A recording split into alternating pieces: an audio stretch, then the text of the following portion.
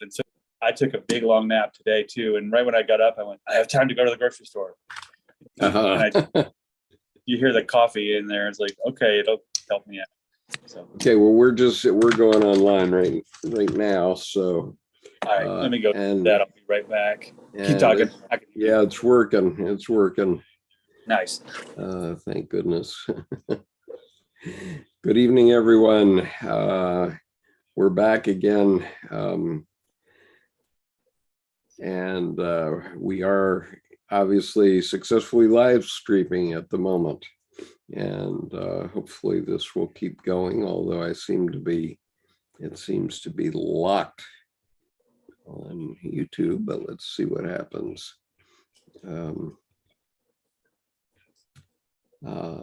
Art, there you are. Hi, how are you doing? Nice to see you tonight. Boy, oh boy. I just woke up from a nap, so I'm a little bit woozy, I have to say, but I'm glad we're here, and I'm glad that we're successfully live streaming tonight. So maybe I've at least temporarily solved the problem that I've been having the last month. Apparently it has something to do, I don't pretend to understand this exactly, but it has something to do with signing up for both a Google account and a special brand account for Carl Jung Depth Psychology Reading Group on YouTube, which is also Google.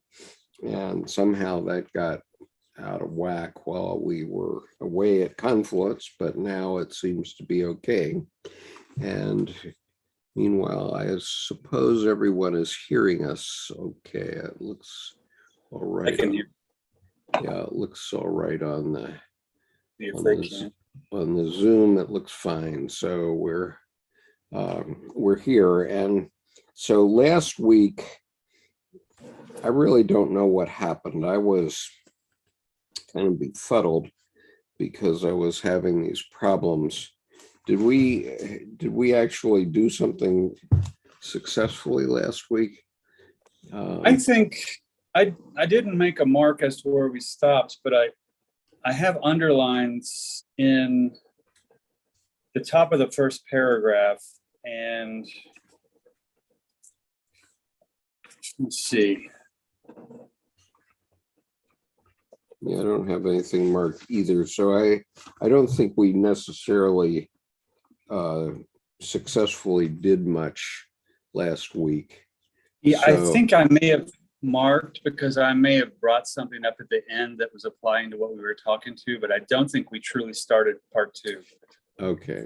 All right. So we're going to start Anima and Animus tonight again, so that there's good material here, and so that everybody gets a chance to learn Anima and Animus right from the get-go.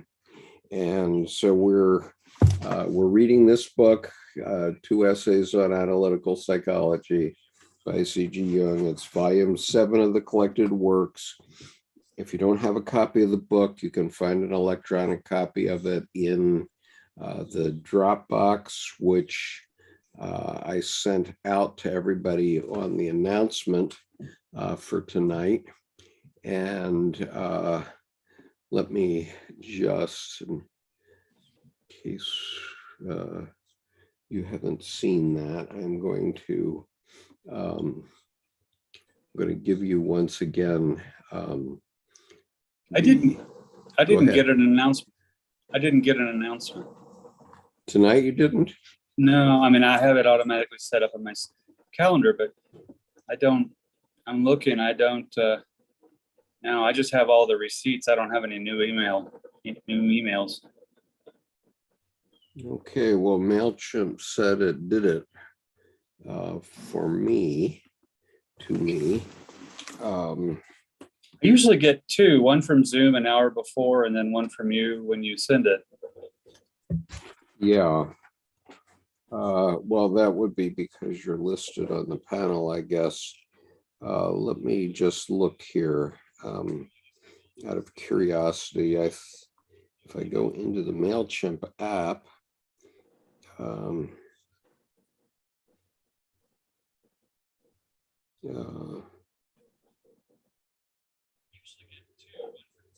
yeah, I do see it there. Okay.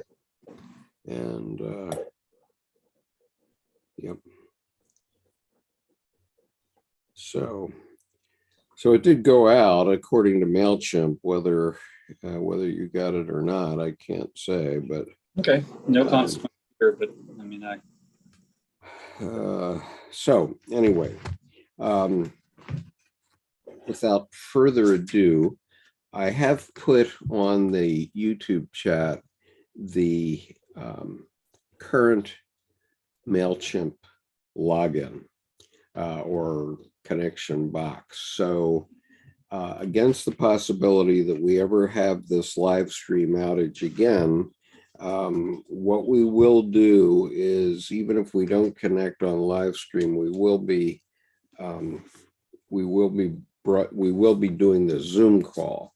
And so if you want to be sure to be with us live on these sessions, please do sign up on the Zoom panel. That way you get the notices, and then you can get into the Zoom call, even if I'm having a problem with my live stream on YouTube. Although that doesn't seem to be the case tonight. So we seem to be doing all right tonight. But if you are not registered on our list, you can go to that link and register for whatever you like. And then you'll get all the notices, and you won't have to just wait until a little green light comes up on the YouTube channel. So we are on page 188 of this book, 2 essays on analytical psychology, C.G. Jung, and we're at paragraph 296. They look this similar. I'll read the first chapter, or the first paragraph, and ask Jordan to comment. Anybody can comment on the YouTube chat as well, of course. Okay, paragraph 296. Among all possible spirits, the spirits of the parents are in practice the most important. Hence the universal incidence of the ancestor cult. I'm sorry, I'm about to sneeze. I'm going to cut off my sound for a moment.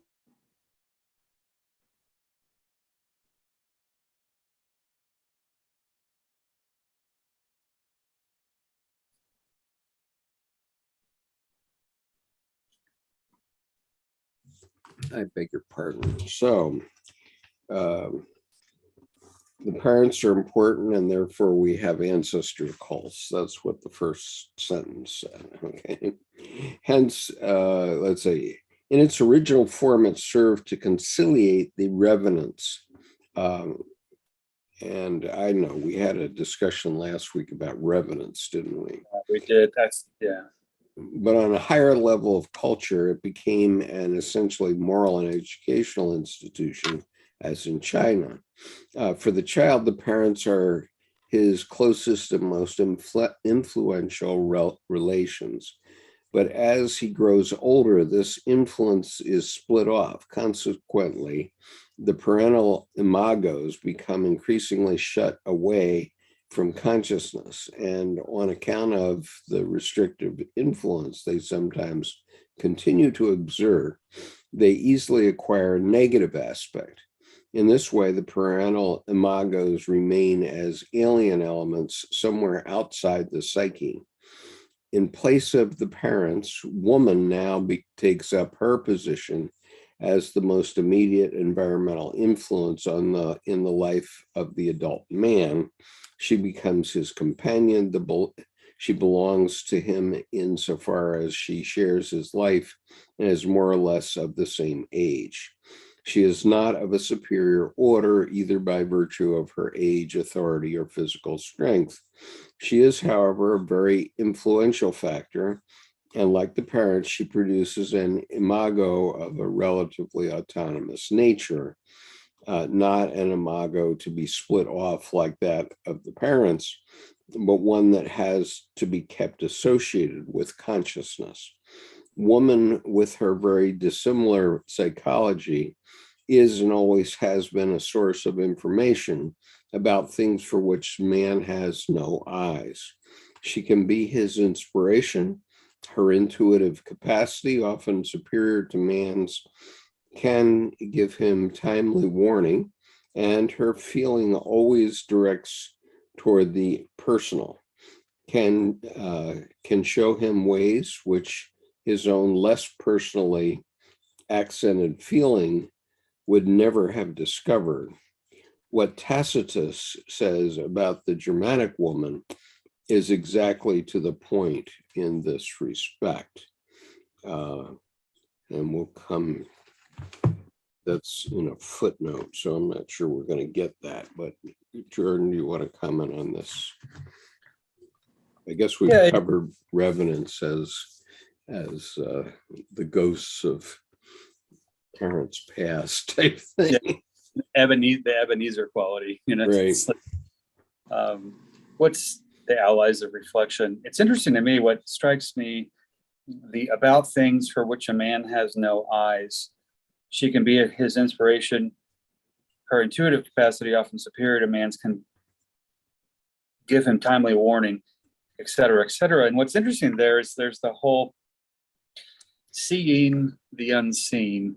And so in a sense, it's the experience of the womb again, where you are blind, but towards the end, you start to have feeling. Mm-hmm. And as the twins had mentioned, they had definite recollection of people walking by from the transparency of their mom's stomach. So I think the transparency of seeing, I hadn't thought about this like this before, but seeing the unseen would be pulling that I don't need eyes womb experience in via her ally or her assistance for the development of the whole, rather than just what I can see, which what I can see would be sensate or logos or, tangible kind of qualities, rather than her bringing in the intangible and I'd say even the heart of the matter begins to develop. Of course, this is the parable of the caves. Plato's right. Yeah, of the cave where everything's a shadow and so on. And, probably we do have memories from those early times before we're actually even born. So there can be lots of things. And both men and women can have these. And of course, the opposite of this is the Animus. But Jung was writing at a time when women tended to be way more intuitive than men. Men were very good at sensing. On the Myers-Briggs, the scale is between sensing and intuition. So getting all the facts versus knowing things without getting the facts. And women were much better at intuitive knowing, and men were much better at getting the sensate facts. But that is kind of turned around somewhat now, in the sense that both men and women can be heavily on one side or the other. And in my case, I'm a 99th percentile intuitive, and so my problem is I don't see what other people don't get, and so I have difficulty sometimes with people because they don't understand what I'm talking about. Well, it was until my kind of mid 30s that I realized everyone doesn't experience everything this way. And it probably took me till early 40s to go, oh, okay, that doesn't matter. But to speak with them, I had to start learning kind of the universal translator of try to not corrupt my language, but to speak theirs, which was somewhat empathy, but also I remember being in just big internal conflict. I mean, Civil War level of the heart of the matter, integrity, all these things kind of doing a tug of war as to, well, I shouldn't water this down. I shouldn't dilute it. And then I realized, well, it's not diluting it. It's just make it understandable. And then I finally realized that some people aren't geared that way, just like I'm not geared like they are. And at that point, it became more of a tenacity of connecting where you can. Yeah. But sidestepping those things where, you know, this is just going to create a minefield that's going to be, you know, tar baby taffy pull. Yeah. And I know where my introverted intuition came from, and that's from my father's service in the U.S. Navy, because we were moving around all the time. And whenever we got into a new duty station, I wouldn't be accepted for 6 months. And I never thought too much about that. And so I never really understood it until much later. But, you know, in retrospect, I can say that, you know, whenever I went into a new school, and I went to 13 of them in 17 years, whenever I went into a new school, I would just sort of keep my mouth shut and hang back and wait until people accepted me before I would start to get active with people. And that was just my strategy for, you know, keep getting on. Well, yeah. And I think that's interesting about that strategy, because it brings to mind then hunter gatherer, where whether the woman was hunting or the man, and the man was gathering or the woman, I mean, regardless, typically the men would be hunting, but they would bring back the experiences.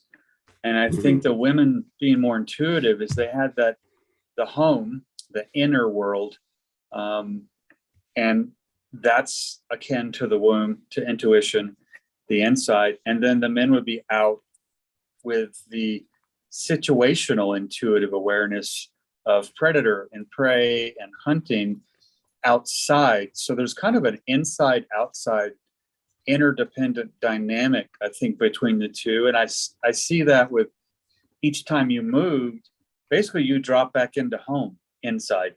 And then as you got acclimated after 6 months or so, then you start to hunter, you start to open up and come back out, of yourself, so to speak. And I think that's an interesting rhythm, and because it's more slow form, and I think that has more legs and deeper roots in the end, because your experiences informed you as to not having to have a quick fix, but then knowing when, no, this has to happen now, it's an urgency. And you can make the distinction instead of making everything an urgency. And I think from your, lieutenant colonel, et cetera, position, that must have informed just the situational awareness of any given conversation as to, no, this is a priority, and it's a priority now. That's a priority, but it's going to take 6 weeks. I mean, kind of thing. Yeah. And so I became very intuitive about that. And, in the Marines, a lot of my fellow Marines wouldn't know where I was getting stuff. I was getting it out of the ether, which is true from their perspective. And so in a relationship, male-female relationship, like a marriage, you need, ideally you have some opposites in your way of being, so that you see things that your partner doesn't see. Right. And so, as it happens, Deb and I are both intuitive, so we don't get a lot of facts in my household. But if I had a sensing woman, which I kind of did with my first wife, then, there would be lots of facts, and in a And I way have to that, say personally, those facts, they tend to get in the way. It's like well, right, and what was happening was, I would be like the Fonz, hey, yeah, no sweat, and just bang the jukebox and it works. It's like, yeah, and she would be freaking out about something, and she wanted me to be a certain way, and I just was never going to be that way. And she didn't see that. She didn't understand that, and she didn't learn to work with me, as opposed to just being pushing on me all the time. And so finally, it didn't work anymore. I remember, I have a great example of this. I remember the 1994 Olympics, or 92, maybe it was, I forget which year, but it was about then. There was this German steeplechase rider, and every time his horse would go over a jump, he would lean out in one direction and make this take this certain position with his hands, and it was quite ugly. But the fact was that he won the gold medal, and his horse was the best jumper. And so a reporter goes and asks him, well, what is that? I mean, why are you jumping that way? It's not very beautiful. And he would say, well, my horse jumps out of balance, and it's my job as the rider to balance the horse so that whatever it does, I can keep the horse in balance. Mm-hmm. And that's what he did, and therefore he won the gold medal, even though he didn't look like one of these sleek riders who just sails over the jumps, and it's very beautiful. But he followed the rules, of course, which was to get over the jumps as fast as he could. Right. And not knock them down, which is what he did. So anyway, that brings to mind going back to your 6 months period of hanging back. It feels like 13 6-month intervals of you being specifically in a place of self-training yourself to be observant. Yeah. And so that's often what's missing in miscommunications and arguments, is that something's simply misunderstood. And if there's not someone who has that horse rider's balance to lean over and just shut your trap and listen and observe, then it gets pachinko ball out of hand real fast. Except I think there's that trained observance, which that just informs discernment even more than intuition, that then can inform intuition even more. Right. Well, another way I say it is that a sensing person can be shown 1,000 trees and won't believe there's a forest, whereas an intuitive person can be shown 3 trees and assumes there's a forest. Mm-hmm. Right. Yeah. And so that's seeing the forest for the trees. Hello, Joel. Nice to see you. You should come on our panel here. We'd love to see you here. Joel from Brazil is here. So anyway, let's go on, unless you have something more. There's a lot to Anima and Animus. So 297. I think just one small example of the intuitive seeing, knowing there's a forest from 3 trees, the sensate person not even conceiving the forest, much less believing it after seeing 10, 15 trees. And then when one discovers that an aspen forest is 1 to 3 trees, because they grow by tuber root growth. I mean, so it's all one. The aspen tree, quote unquote, which is both singular and plural, it's the largest living organism on the planet. And everyone thinks the blue whale, but the reality is one aspen forest is often at the maximum 3 trees and usually just 1. That's interesting. It reminds me of the Adac National Forest. When I was a little boy, my father, we were living in Kodiak, and my father had duty because there was a small naval station in Adac, which is the last island on the Aleutian chain, and there was a small U.S. naval station there.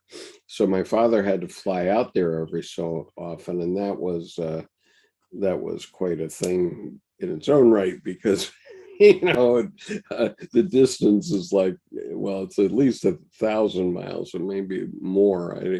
I haven't taken a scale to it lately, but it's quite a long way out to Adac from Kodiak.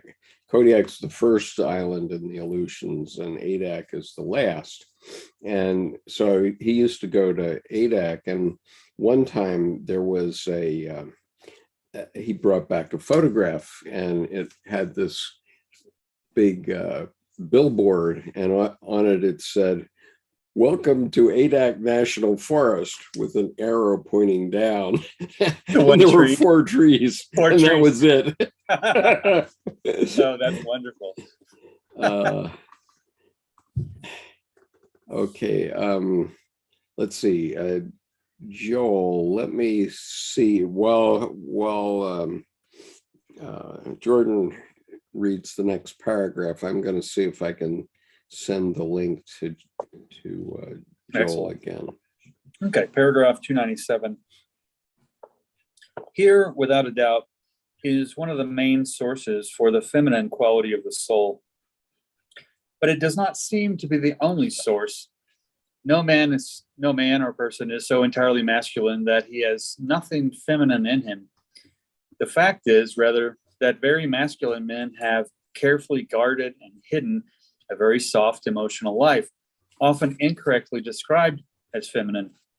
A man counts it a virtue to repress his feminine traits as much as possible, just as a woman, at least until recently, considered it unbecoming to be mannish. The repression of feminine traits and inclinations naturally causes these contrasexual demands to accumulate in the unconscious. No less naturally, the imago of woman, the soul image, in parentheses, becomes a receptacle for these demands, which is why a man, in his love choice, is strongly tempted to win the woman who best corresponds to his own unconscious femininity. A woman, in short, who can unhesitatingly receive the projection of his soul. Although such a choice is often regarded and felt as altogether ideal, it may turn out that the man has manifestly married his own worst weakness. This would explain some highly remarkable conjunctions.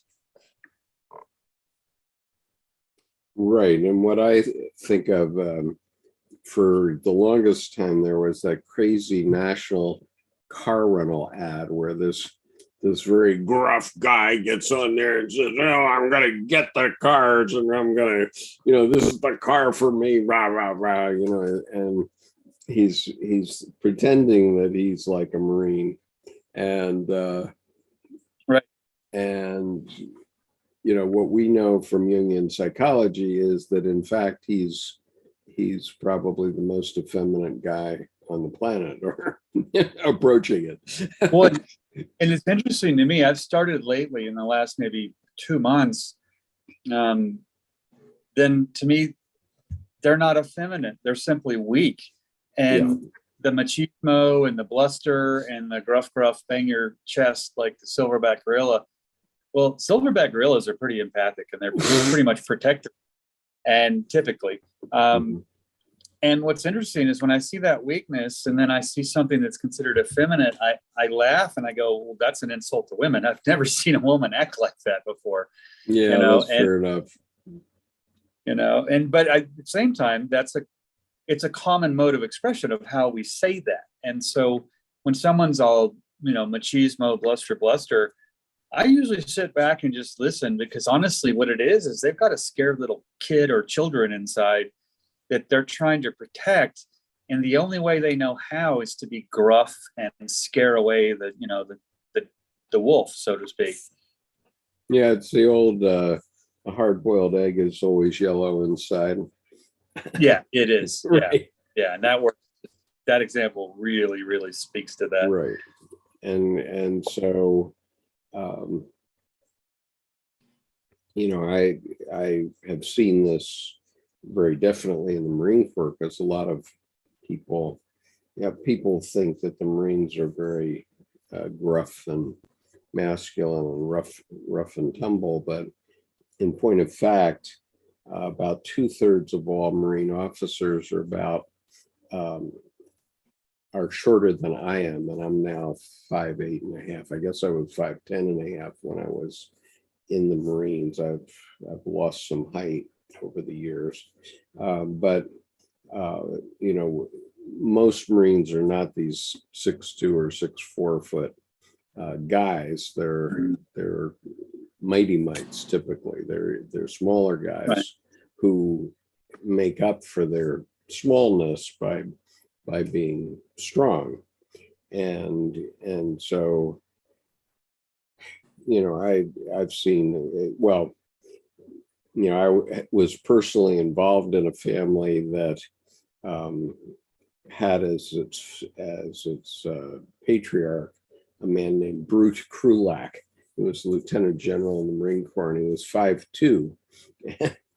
And when he inspected the troops, he would be like at the belt buckle of the Marines, because especially in places like headquarters battalion, headquarters, or headquarters company, headquarters Marine Corps, one of the headquarters companies that are, the silent drill, and those people, they are selected for their height. So when Brute Krulak would inspect them, he would be out the belt buckle of some of these guys. And the Marine Corps, in its infinite wisdom, or the politicians in their infinite wisdom, couldn't bring themselves to promote him to commandant of the Marine Corps. So he retired as a lieutenant general, but there was a collective guilt about that over a generation. And so when his son came along, Chuck Krulak, he became commandant of the Marine Corps. And the connection I have to that is that I very nearly married Chuck Krulak's cousin at one point. I guess I'm lucky that I didn't, but who knows? The woman in question had a stroke when she was 57, so I'm glad I wasn't necessarily affiliated with that. So I ducked that. But anyway. One thing about this paragraph, I think, when he says a woman in short who can unhesitatingly receive the projection of his soul, and that then does go to turns out that a man has manifestly married his own weakness, because that's a yes woman. And, it's the kind of, it feels like then the turn point of that, the other side, is that the woman who can unhesitatingly listen to the projection, though not take it personally, and understand that this is a third person conveyance from him. And then she can say, so do you see this about yourself that you're expressing? And turn it back to him to then cherry pick what he pulls back in, instead of, her just receiving and becoming some fiction. Because I think that's his own worst weakness is, well, then weakness will beget weakness if you just keep, accepting without, again, back to the example of your observation. I think you get hit by anima projection in the moment of love at first sight. Your psyche has an image of what the perfect woman looks like, or in the case of Animus, the man, what the man looks like. And so you're naturally very attracted to that person, but you don't necessarily realize it consciously. And I've shown many times, I guess I'll do it one more time, the image of my mother from when she was 18, but she's exactly the image of my anima. And the notable things about it, obviously at 18, she was quite lovely. And I was born a year later, believe it or not, when she was 19. But the things about her that are noteworthy are the long hair, the long brown hair, the dark eyes, and the dark eyebrows. Okay, and so maybe the lipstick, but mainly the hair and the eyes. And so that is my sort of template, and both of my wives have met that template. But then when the honeymoon is over and you find out who you really married, then you find out that, oh, this person isn't really like that at all. The first time I found that out, and in the second case, I did strike gold with my current wife, who I've been married to for 36 years now, I guess. Well, and it's interesting to me, the projection piece that, causes the honeymoon period, that's somewhat fictional. And then sometimes there's some parts of accuracy, obviously, to it, but usually that intense of a biological or chemical reaction is either the projection, one fits the other, one is missing something, and so they fill each other in a way. And then there's also, sometimes it's a trauma bond where oh, wow, we've both been damaged the same way. So boom, they fly together, and that, it's not North Pole magnet, it's North Pole, South Pole, and it's, oh, boom. And I laughed, though. There was an episode of Cheers where John Cleese was a guest, and Sam and Diane were both, talking about how, they're so different, and this, and that's why they work, and they're always blowing apart but coming back together. And then I think Sam, I'm not sure which one said it, Sam or Diane. I think it may have been Diane. She said, "Oh, well, opposites attract." And John Cleese, I'll never forget this. He goes, "Ah, the song of the truly desperate." It's just, and it's 3/4 true and 3/4 not true, and that 0.75 and 0.75 add up to 1. It's like it was just so funny. Yeah. Okay, so we'll read on here. So 298, it seems to me, therefore, that apart from the influence of woman, there is also the man's own femininity to explain the feminine nature of the soul complex. There is no question here of any linguistic accident of the kind that makes the son feminine in German and masculine in other languages.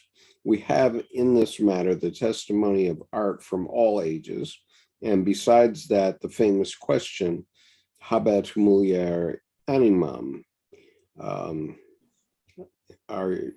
Is your anima a woman, I guess? Most men probably who have any psychological insight at all will know that Rider Haggard means what Rider Haggard means by she who must be obeyed, and will also recognize the chord that is struck when they read Benoit's description of Antonia. Moreover, they know at once the kind of woman who most readily embodies this mysterious factor, of which they have so vivid a premonition. And let's see the footnote. Well, he's just he's making a reference to Rider Haggard's book She, and Benoit's book Atlantide.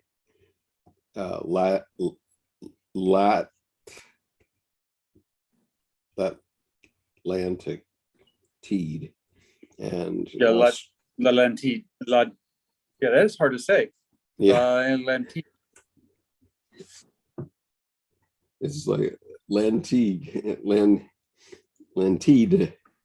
Okay, so And anyway. I looked up the habit or habe mulia animam, and it's has the soul of a woman.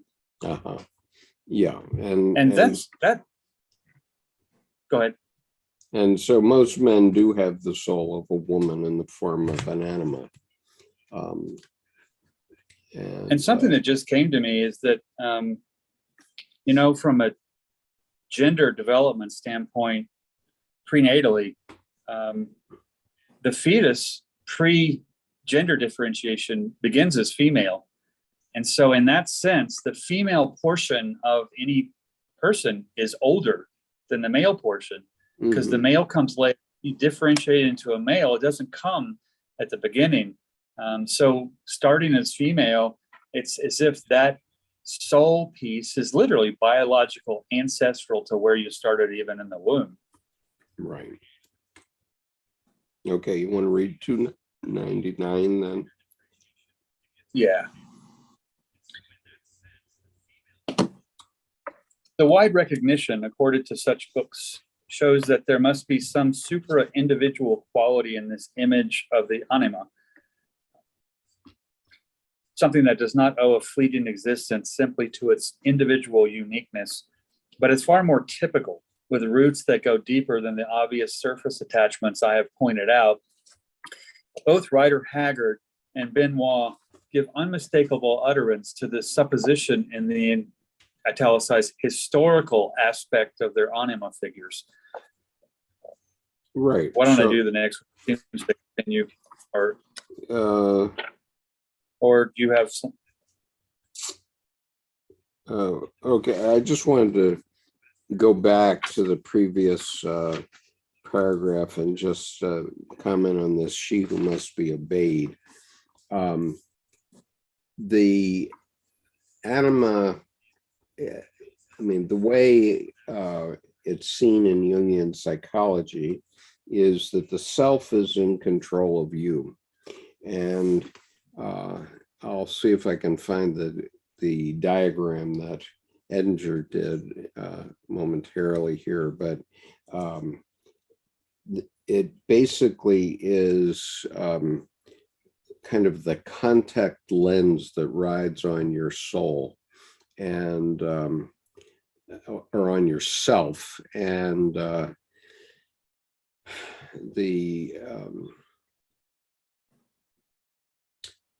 see if I have that. So anyway, you tend to see things through this contact lens, even though you're not conscious of it. And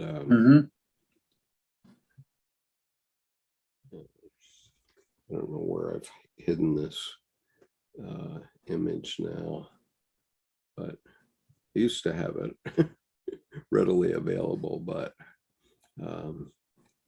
anyway. Okay, let's carry on. Go ahead with 300. Actually,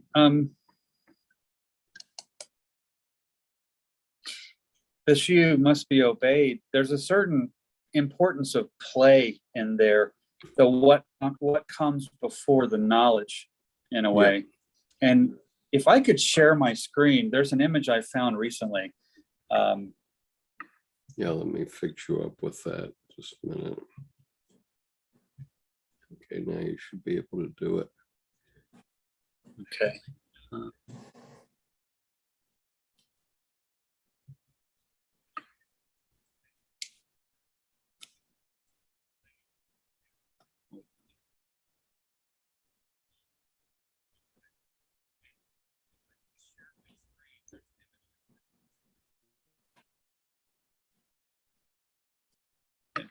It's back a little bit. Do I have to?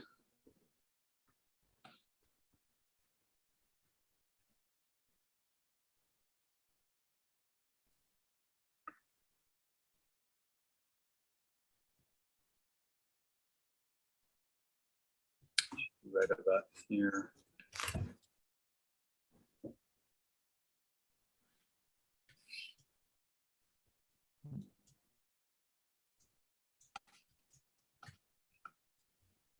Just missed.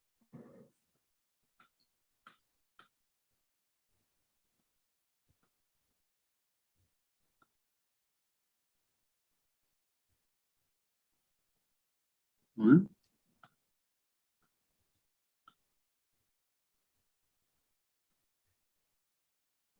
There it is.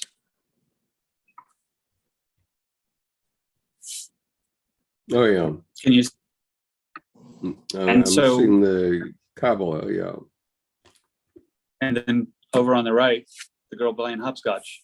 Yeah. It's the same structure. So you get that which came before, and even how it's taught. I'm not sure, but I don't know if hopscotch arose from a, Judaic pre-age 42 tree of life study, or the game was just kind of put in through the feet, as it were, playing. Anyway, just an observation with that, she who must be obeyed, this play part, the thing that's influenced in childhood then sets up the whole marker for how the rest of the Sophia, comes up on the wisdom. Yeah. There we go. I'm still looking for my Edinger material. Shoot, it is not there. I don't know how I've lost it. I used to use this image all the time, but I have to go back to my real archive to find it now. Okay, so you're going to read on to 300, are you? Yeah, I'll go. So the paragraph 300, as we know, there is no human experience, nor would experience be possible at all without the intervention of a subjective attitude or aptitude, pardon. What is this subjective aptitude? Ultimately, it consists in an innate psychic structure which allows man to have experiences of this kind. Thus, the whole nature of man, people, presupposes woman, both physically and spiritually. The system is tuned into woman from the start, just as it is prepared for a quite definite world where there is water, light, air, salt, carbohydrates, etc. The form of the world into which he is born is already inborn in him as a virtual language. Likewise, parents, wife, children, birth, and death are inborn in him as virtual images, as psychic aptitudes. These a priori categories have by nature a collective character. They are images of parents, wife, and children in general, and are not individual predestinations. We must therefore think of these images as lacking in solid content, hence as unconscious. They only acquire solidity, influence, and eventual consciousness in the encounter with empirical facts, which touch the unconscious aptitude and quicken it to life. They are, in a sense, the deposits of all of our ancestral experiences, but they are not the experiences themselves. So at least it seems to us in the present limited state of our knowledge. I must confess that I have never yet found infallible evidence for the inheritance of memory images, but I do not regard it as positively precluded that in addition to these collective deposits, which contain nothing specifically individual, there may also be inherited memories that are individually determined. It's interesting about that. I mentioned the concept of inner inheritances in my book, and this speaks to that. I won't go further, but that Sophia, which, look within, know thyself and you'll know the universe. Yeah. Those things that come along with this a priori, as it were. Right. Okay. I did find the diagram I was looking for. I had to remember where it was because I had to go dig it out of the electronic version of the book. But I have found it, and so I'll share it now. And it is here. Okay, and so here you see this, Right. the anima and the animus at this middle point, and down here deep toward the center is the self. And up here you're seeing three egos.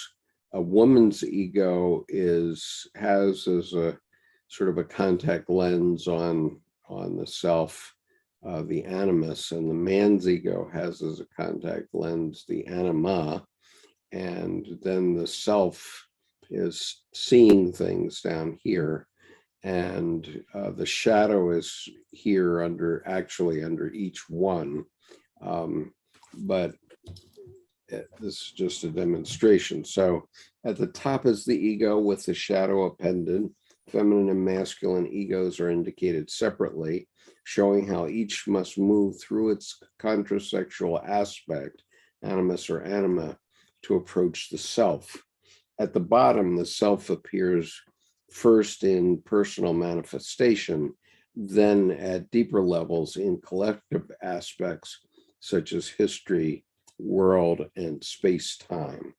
And so, in other words, the self gets deeper and deeper. And so you have yourself, your sort of God image is how it's referred to in later writings of Edinger and Jung, which actually drives you, and you don't have a control over it, but you're part of a collective unconscious as well, so that, you know, when you're in that collective, you can basically finish one another's sentences. So if you're in a marriage, husband and wife can often finish one another's sentences. But, you know, if we take the question, what is an American?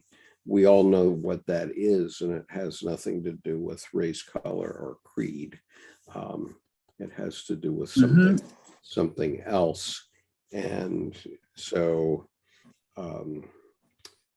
this is a great diagram. It also speaks to the why there are always 6 people every time 2 people interact. Yeah. The male, the female, and then the self together. And what's interesting, it just came to me, is if I take this and make it into a set of optic lenses, and I'm looking, say, in physics for the focal point, and then I'll call that focal point individuation in psychological development.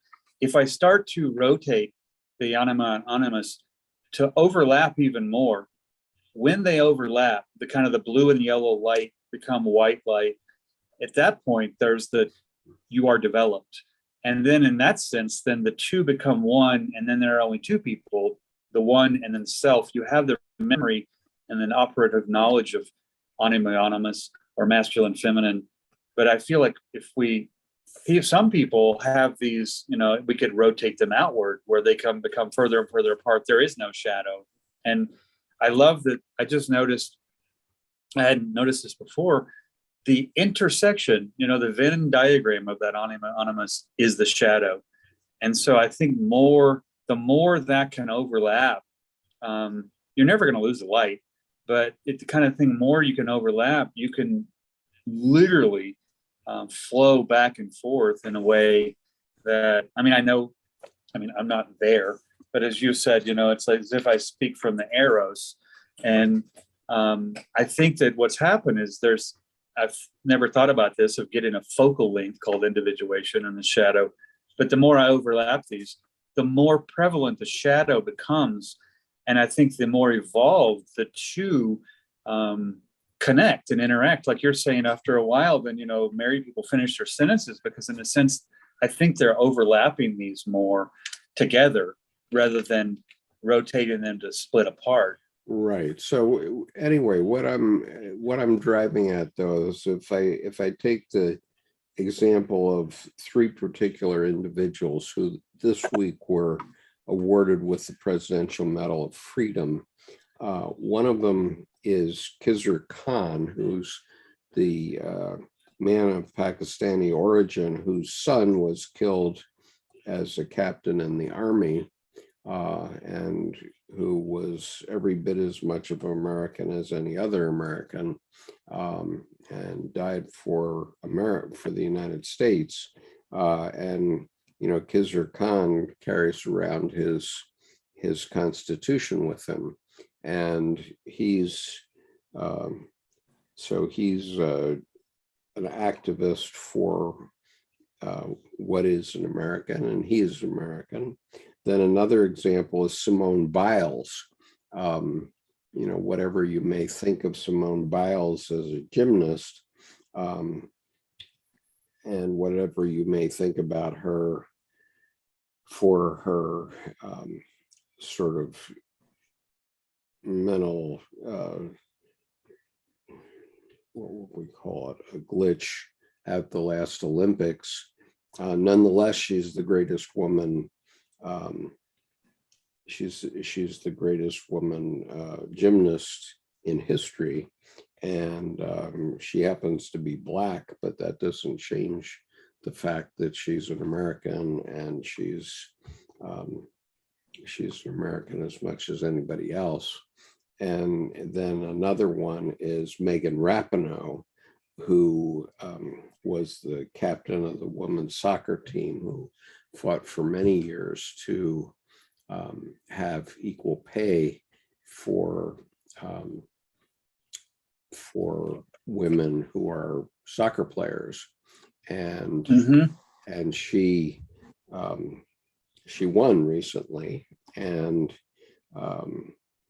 so the president gave her the Presidential Medal of Freedom as well. And all three, and of course she's gay, and nonetheless she's every bit an American as all the rest of us. And so the president. What's interesting about these three people, I think what's interesting about these three people is that what happens is then we can remove the adjective from American. We can remove the adjective of person. So instead of gay person, Black person, or other, it's a person, and a person. And I think that gets into more the heart of dignity and difference and humanity. And instead of, hyphenated Americans, that people are just Americans, and they're all people. And I think you brought up a great point there with, it doesn't matter their personal or even cultural piece. That's what America is.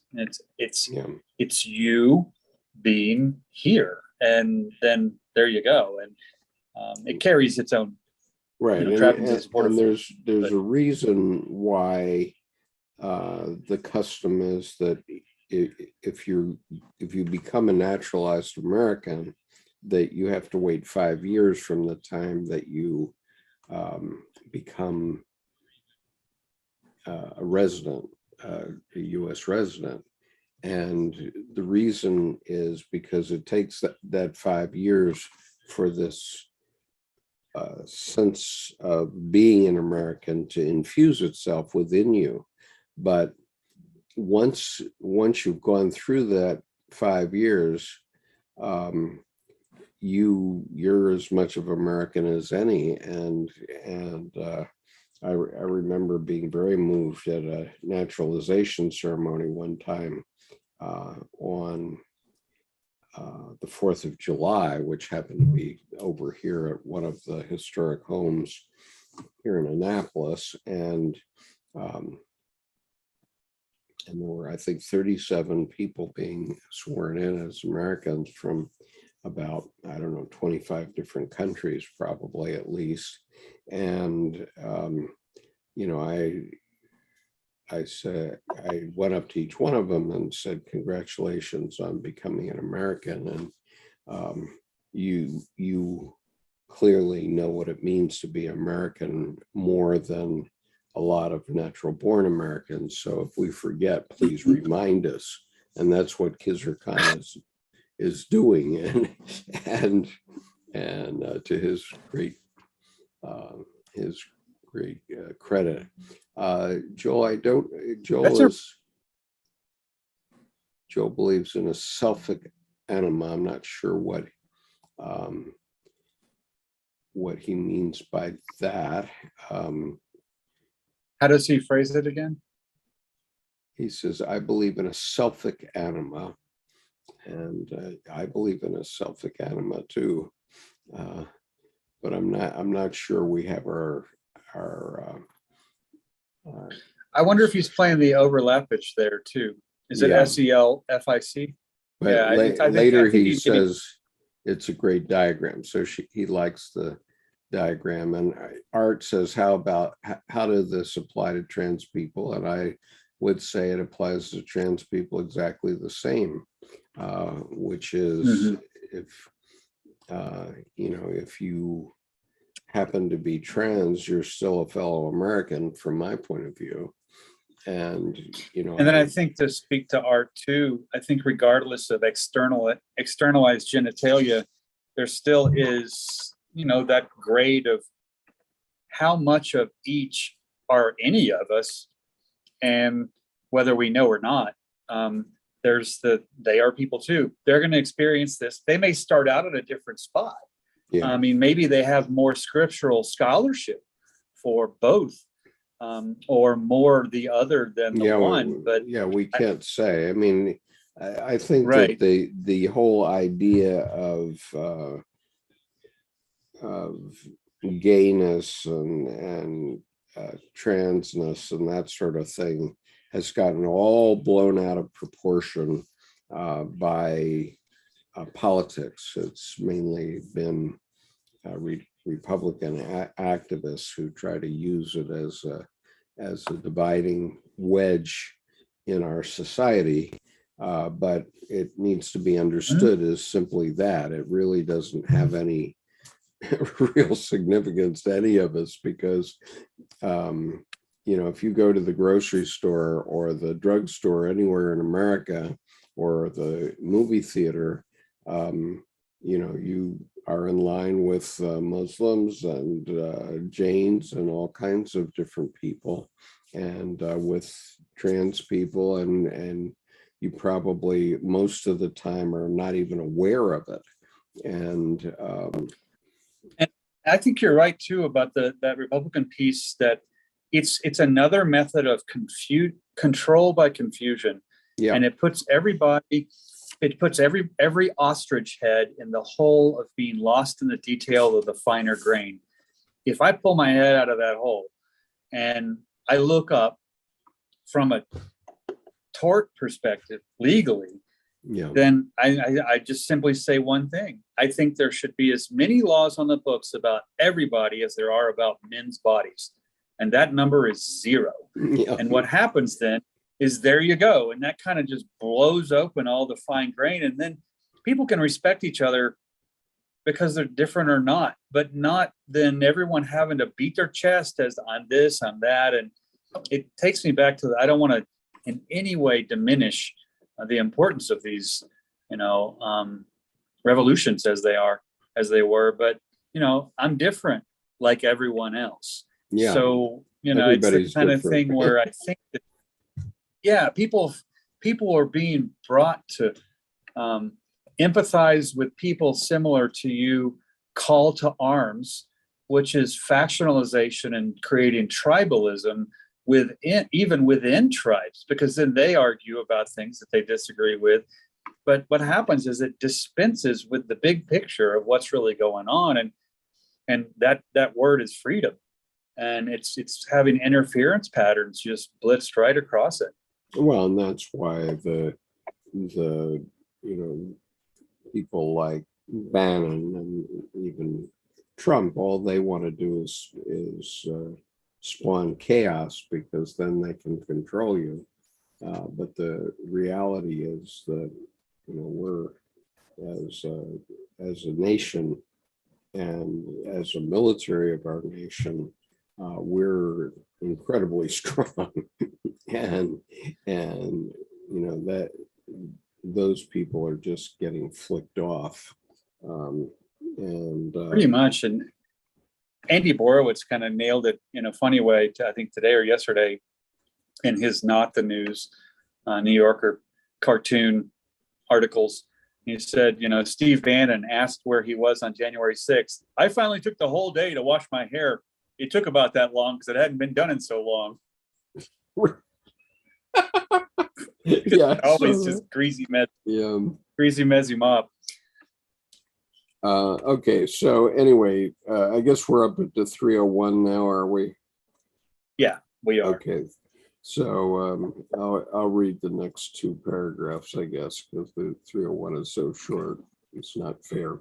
An inherited collective image of woman exists in a man's unconscious, with the help of which he apprehends the nature of woman. This inherited image is the third important source for the femininity of the soul. He's still talking about men here, remembering that Carl Jung was a male chauvinist pig, going back into the 19th century. Okay, 302. As the reader will have grasped, we are not concerned here with a philosophical, much less a religious concept of the soul, but with the psychological recognition of the existence of a semi-conscious psychic complex, having partial autonomy of function. Clearly, this recognition has as much or as little to do with philosophical or religious conceptions of the soul as psychology has as much or as little to do with philosophy or religion. I have no wish to embark here on a battle of faculties, nor do I seek to demonstrate either to the philosopher or to the theologian what exactly he means by soul.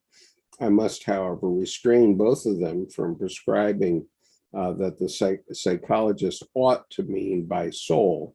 The quality of personal immortality is fondly attributed to the soul by religion is for science no more than the psychological indicium, which already included in the idea of autonomy.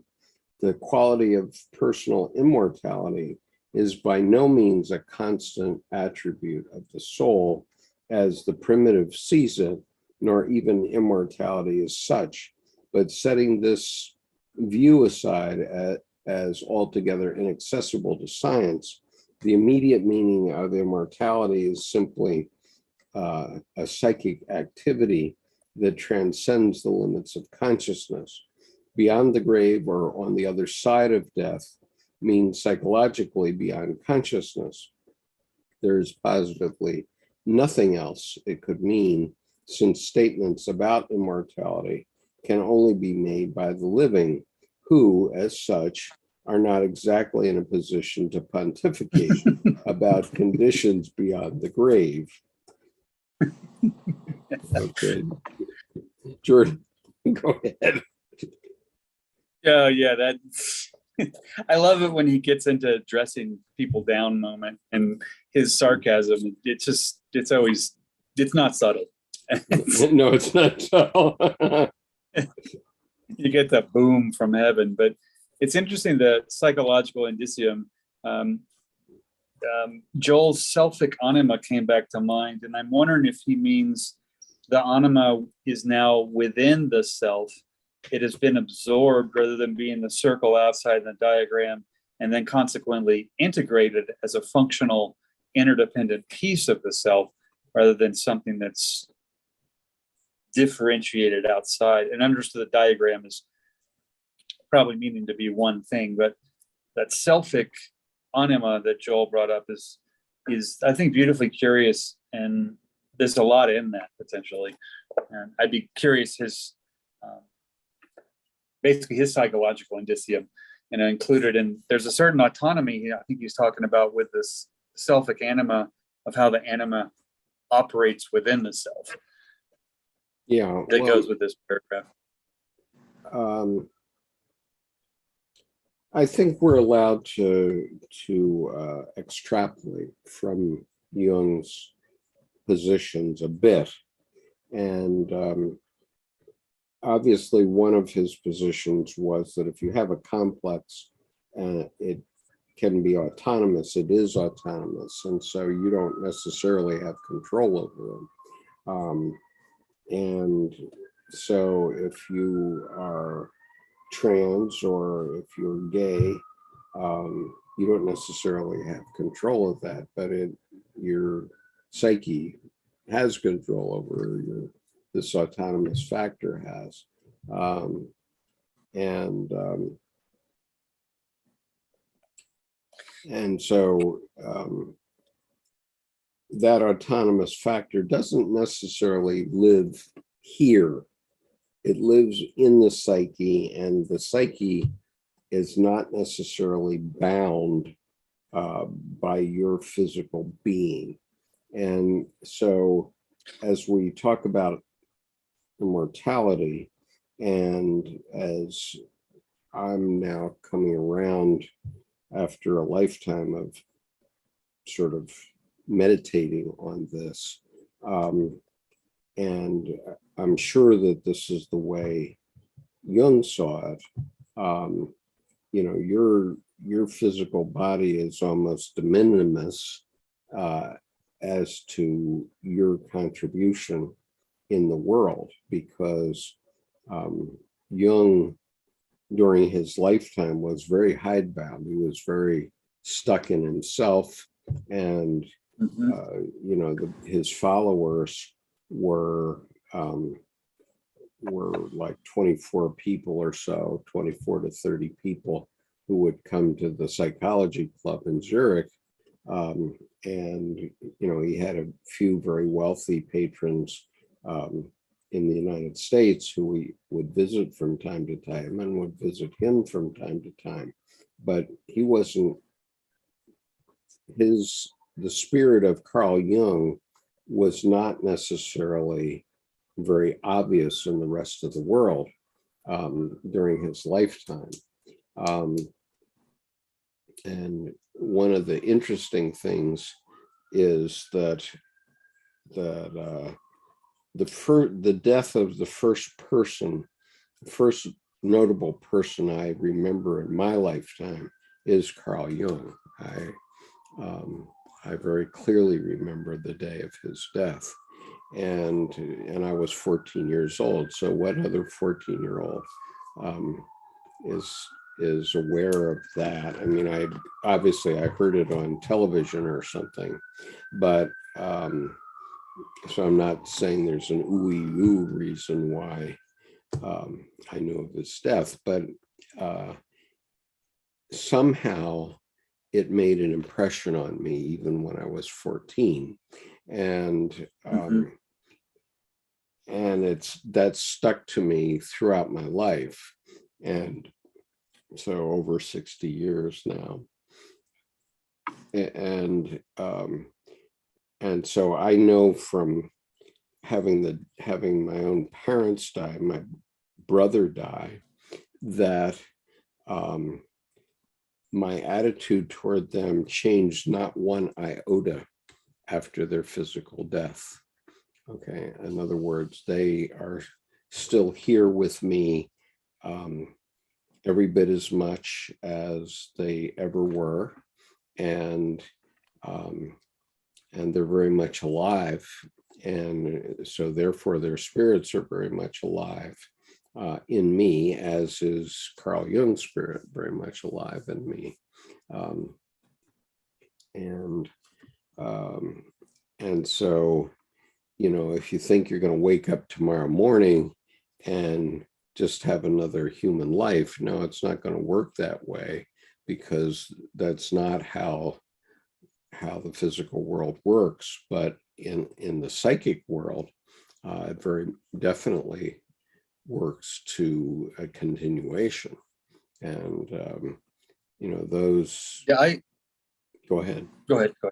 I didn't mean to interrupt you. I'm finished. I just sort of wanted to make that point about immortality. Well, I think that's important, because there's the blessings of memories that you have of those people. I mean, I have a similar condition there with my dad. And it's the kind of thing where it's interesting when he says beyond the grave, or on the other side of death, means psychologically beyond consciousness.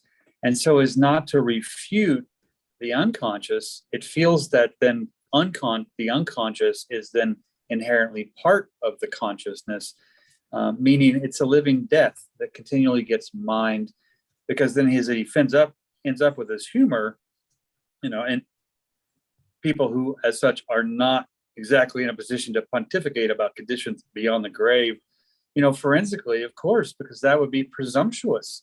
I mean, even denial in one case, or I'm no professional psychologist, but it feels like also, I don't want to go against reincarnation, but the thing is, at the same time, that might be an attachment disorder. Let them go. You have the memories that are blessings, and take them with your energetic structure, your physical structure kind of thing. But, it is presumptuous to, what happens beyond death. You have people who, technically died and came back. And what did you see? Oh, a light or people or shadows. Well, it's not like they had a decade there to give anything more than, what is an infancy when it emerges from the room? Blindness, like staring right at the sun because it's been in dark. That's why we're kind of born with our eyes closed, so we don't go blind off the bat. Right. So Joel makes the comment about being American. If you love the Rocky Mountains, the Black Hills of Dakota, Mount Rushmore, Indian chieftain bikes, Harley Davidson, Big Sur, Esalen, La Jolla, Route 66, the Statue of Freedom or Liberty, I think he means, and so on, you are already an American in spirit. And I said, well, there are also some very much Americans who also hate those things. Yeah. and he responded, LOL. Yeah.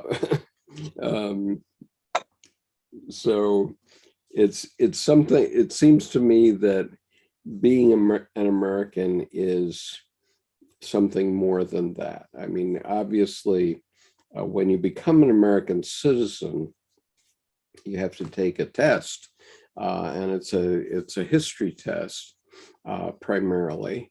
And when I looked into it a little bit, because our Tibetan Buddhist Lama was becoming an American, I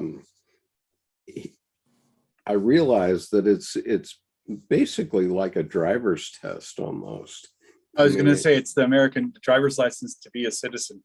Right. And then that means they know how to drive America more than most Americans, because right, we kind of slept through that course. Yeah, because we stopped teaching natural born Americans all these historical things right, a long while ago. I mean, decades ago now. You and I probably had social studies in our schools, but a lot of schools don't have social studies anymore. And well, I laugh that even with history, and when I grew up, and even with history, there was U.S. history, there was world history, there was civics, and then there was Texas history. And all these books are this thick. And then the Texas history book was a full 2 1/4 inches thick. With this, you should have seen the Virginia history one. Yeah, exactly. And so I laugh, and I remember Coach Vantries, who was the history teacher, and he said, there's too much here to learn and too much here for argument. So here's how we're going to do this semester. It's called terms. All you're going to do every day in class, I'm not teaching you anything. I'm going to have all these terms on the board, and you're going to write them in your notebook, and you're going to look through the chapter, and you're going to write down the definition over and over and over. And you can make your decisions for yourself, because I'm not the most brilliant man in the world, but I can teach like no one else. And it was so funny because he was basically putting you out on the football field with a playbook of understanding what people were talking about, so you could actually enter into conversations and learn from people, instead of having this is one giant Lincoln Douglas debate in any history class, and I laughed that he sidestepped that, because it was brilliant, because it was such a simple move, especially to deal with adolescent kids who are gonna, it's the second age 4. No, why? No, why? You're just combative. And in a way, oftentimes, not everybody, but I remember going through that. And I think he covered more territory doing that. And then he would ask someone what they thought about something, and it would generate a conversation. But he wasn't just the bully pulpit. We had taught. He was showing us how to learn by running I mean, in a sense. Oh, absolutely. And, you can't know what it means to play football unless you actually do it. You can't just read the rules and then become a football fan and think you know football. You actually have to do it and experience it. And so I had two experiences with football. One, when I joined the 125-pound weight team when I was in the 8th grade, and I weighed something like 115 at that point. And I played third string quarterback, and I was god awful. Okay, I don't think I ever played in a game, but I did go to practice every day, and so every weekday, and so I learned what it meant to be a quarterback. And one of the things I learned is that I didn't particularly like that. So the next year, I said, well, I think I'll be a cheerleader. Then I get to be on the side of the sidelines with all the girls, the beautiful girls in the class. Great thing, right? And the strategy began. Right. When I was in the 9th grade, right? And I probably still weighed 125 at that point or something. And but I didn't like very much the way my male peers interacted with me from that. So in my 10th grade year, I played football again. This time I couldn't throw a ball to save my life, and I wasn't fast. So I decided to go out for the line. And so I became an inside tackle, I think, and a defensive center. And at that point, well, the interesting thing was that in my high school, the football team average weight was 164, I believe. And the heaviest guy on the team was 195. And so you're still pretty not fully developed when you're in high school. Most people aren't. And That's right. The average size of the team was 164. Can you imagine?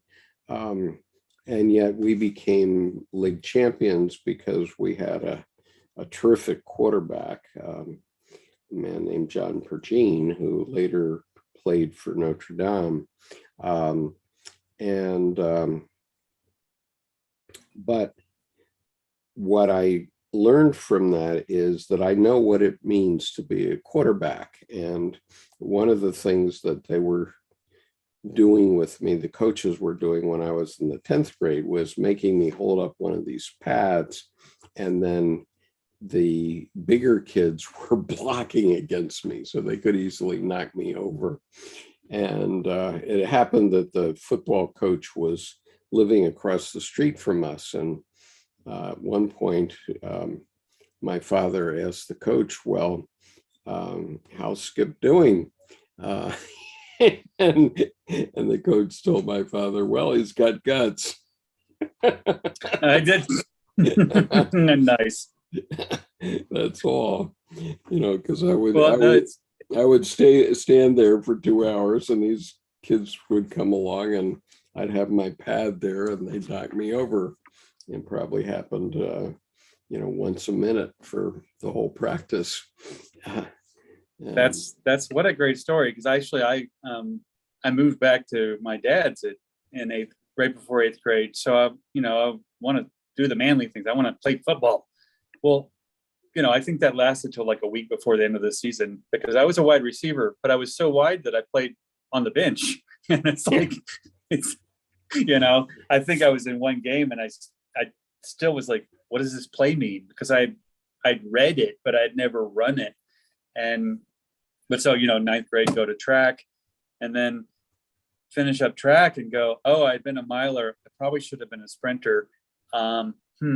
And then that's when I switched to martial arts, and then never turned back. And that was kind of funny, because in high school, everyone doing the, and that kind of Bruce Lee noises to you, and you just don't do anything. Well, and as it turned out, I never played football again, but I know what it means to be a football player. And so when I went to Japan later in my 10th grade year, I became an actor, and it was kind of cool because I was actually probably too small to be on the football team by that time, but I kept getting these parts where I would be the young, attractive beau of the girl, the Anima figure of the play, whatever the play was. I'd be the suitor to the girl, and so that worked well to stay in touch with the girls over time. And then I didn't act again until this past June 12th, and so you can watch my performance on this YouTube channel now. Yeah, I laugh when 58 years later. Pardon? Oh, I laugh, when your dad asks, how's Skip doing? My dad never did, because there was one of the coaches that was still there, and Joe Bob Tyler, and it was almost unfair for him to ask, because my dad had been on the 1957 and 1958 state champ teams in the same high school. So, oh, wow. So, I remember on 50s day when, you wear 50s clothes, I wore his jacket, and it was like the only day in high school I truly commanded respect, because no one was going to mess with that jacket. Yeah. So Joel says, Jordan, you translated what I mean with a Celtic anima. So whatever you said. Oh, cool. Thanks for thanks for corroborating. Yeah. Yeah, I like that Celtic anima aspect where it's integrated. It's an operational, interdependent piece. Right. Great phrase. Okay, so we're up to 303. You want to go for that? Yep. It's a little tome of a paragraph, I think. Yep. My favorite. Yeah, you got the big one. But I'll take the next two, so that's fair. Nice.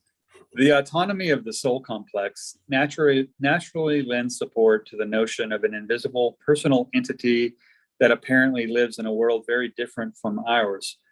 Consequently, once the activity of the soul is felt to be that of an autonomous entity having no ties with our mortal substance, it is but a step to imagining that this entity must lead an entirely independent existence, perhaps in a world of invisible things.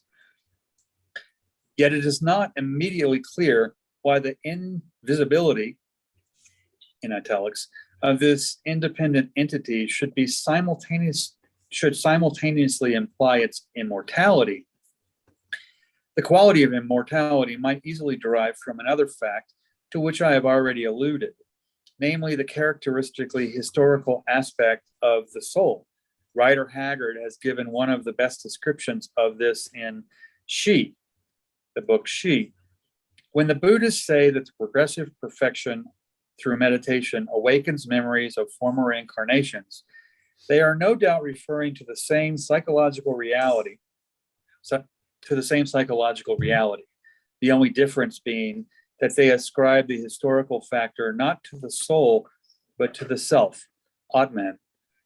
It is altogether in keeping with a thoroughly extroverted attitude of the Western mind so far that immortality should be ascribed, both by feeling and by tradition, to a soul which we distinguish more or less from our ego, and which also differs from the ego on account of its feminine qualities.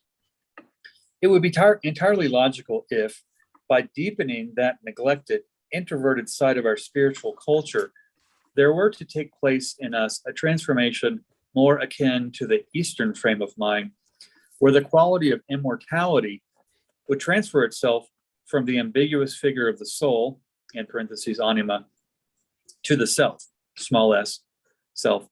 For it is essentially the overvaluation of the material object without that constellates a spiritual and immortal figure within, in parentheses, obviously for the purpose of compensation and self-regulation, close parentheses. Fundamentally, The historical factor does not attach only to the archetype of the feminine, but to all archetypes whatsoever, i.e., in essence, to every inherited unit, mental as well as physical. Our life is indeed the same as it ever was. Sounds like the Talking Heads. Our life is indeed the same as it ever was.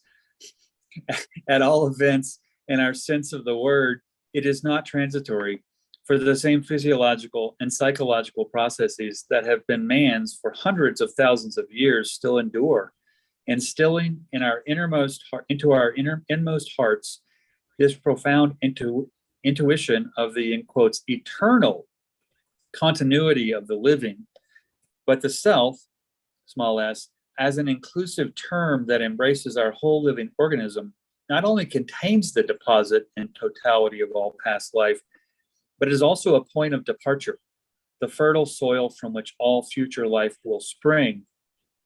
This premonition of futurity is as clearly impressed upon our innermost feelings as is the historical aspect. The idea of immortality follows legitimately from these psychological premises. Yeah. So, the point is, and I think I can pull it out here. Oh, maybe it won't be so easy to pull it out of my bookmark, but I will get you something that really speaks to this, which is the eternal moment. Let's see if I think I'm glad you're going to bring that quote up, because here when he says in most hearts, this profound intuition of the, in quotes, eternal continuity of the living, he's making a distinction between that and immortality. And the eternal, the quote you're going to bring up, I think furthers that distinction. Yeah. We are the hopes of all of our ancestors. We represent everything. So here it is. The great thing is now and here. This is the eternal moment. And if you do not realize it, you have missed the best part of life. You have missed the realization that you were once the carrier of life, contained between the poles of an unimaginable future and an unimaginably remote past. Millions of years and untold millions of ancestors have worked up to this moment, and you are the fulfillment of this eternal moment. One should take each moment as the eternal moment, as if nothing were ever going to change, not anticipating a faraway future, for the future always grows out of that which is. You must live life in such a spirit that you make in every moment the best of the possibilities.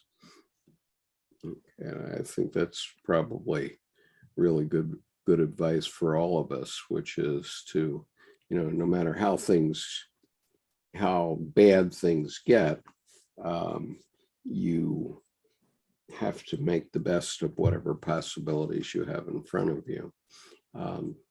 Yeah, completely. And I think that lends a lot more important fine grain to that eternal word, eternal continuity of life he's using, that I think with a Buddhist perspective is distinct from immortality. It's more of the eternally reaching back, whether immortality is a forward future. He mentioned futurity. This premonition of futurity is clearly impressed upon our innermost feelings, but as is the historical aspect. So I think the eternal deals with what has always been, what is has always been, but it doesn't really deal with the what will be has always been, other than it's continuous. Right. And so I am constantly reminded of the Bhagavad-Gita, which I read on this YouTube channel a couple of years ago with our friend Kushbu Kantaria. And the Bhagavad-Gita is an account. It's quite a few pages long, quite thick, but it's an account of a single moment in a man's life. And in this moment, he's about to enter a battle, and he's complaining to his self, who is represented by Lord Krishna in Hindu mythology.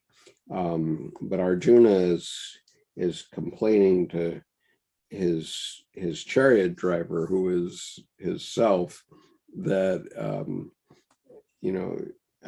I have friends on both sides, and I don't want to go into this battle, and basically his self tells him, you got to get on with it, man. Slaps him up on the side of the head and says, okay, well, you're here now, so you got to make the best of this moment. That's the essence of it, but it's said in a very beautiful, poetic, and very long way. And well, in that, to me, the Bhagavad-Gita is one of those texts that is indicative of a numinous event. That whole story, whole world that occurs in a single moment. Right. It was a numinous experience. And Edinger refers to it on, let's see, it is on Archetype and Action.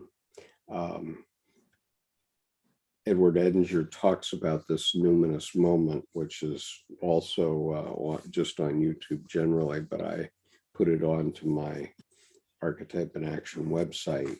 So you can go to that and look up Edward Edinger, and you can find it quite easily. But he gave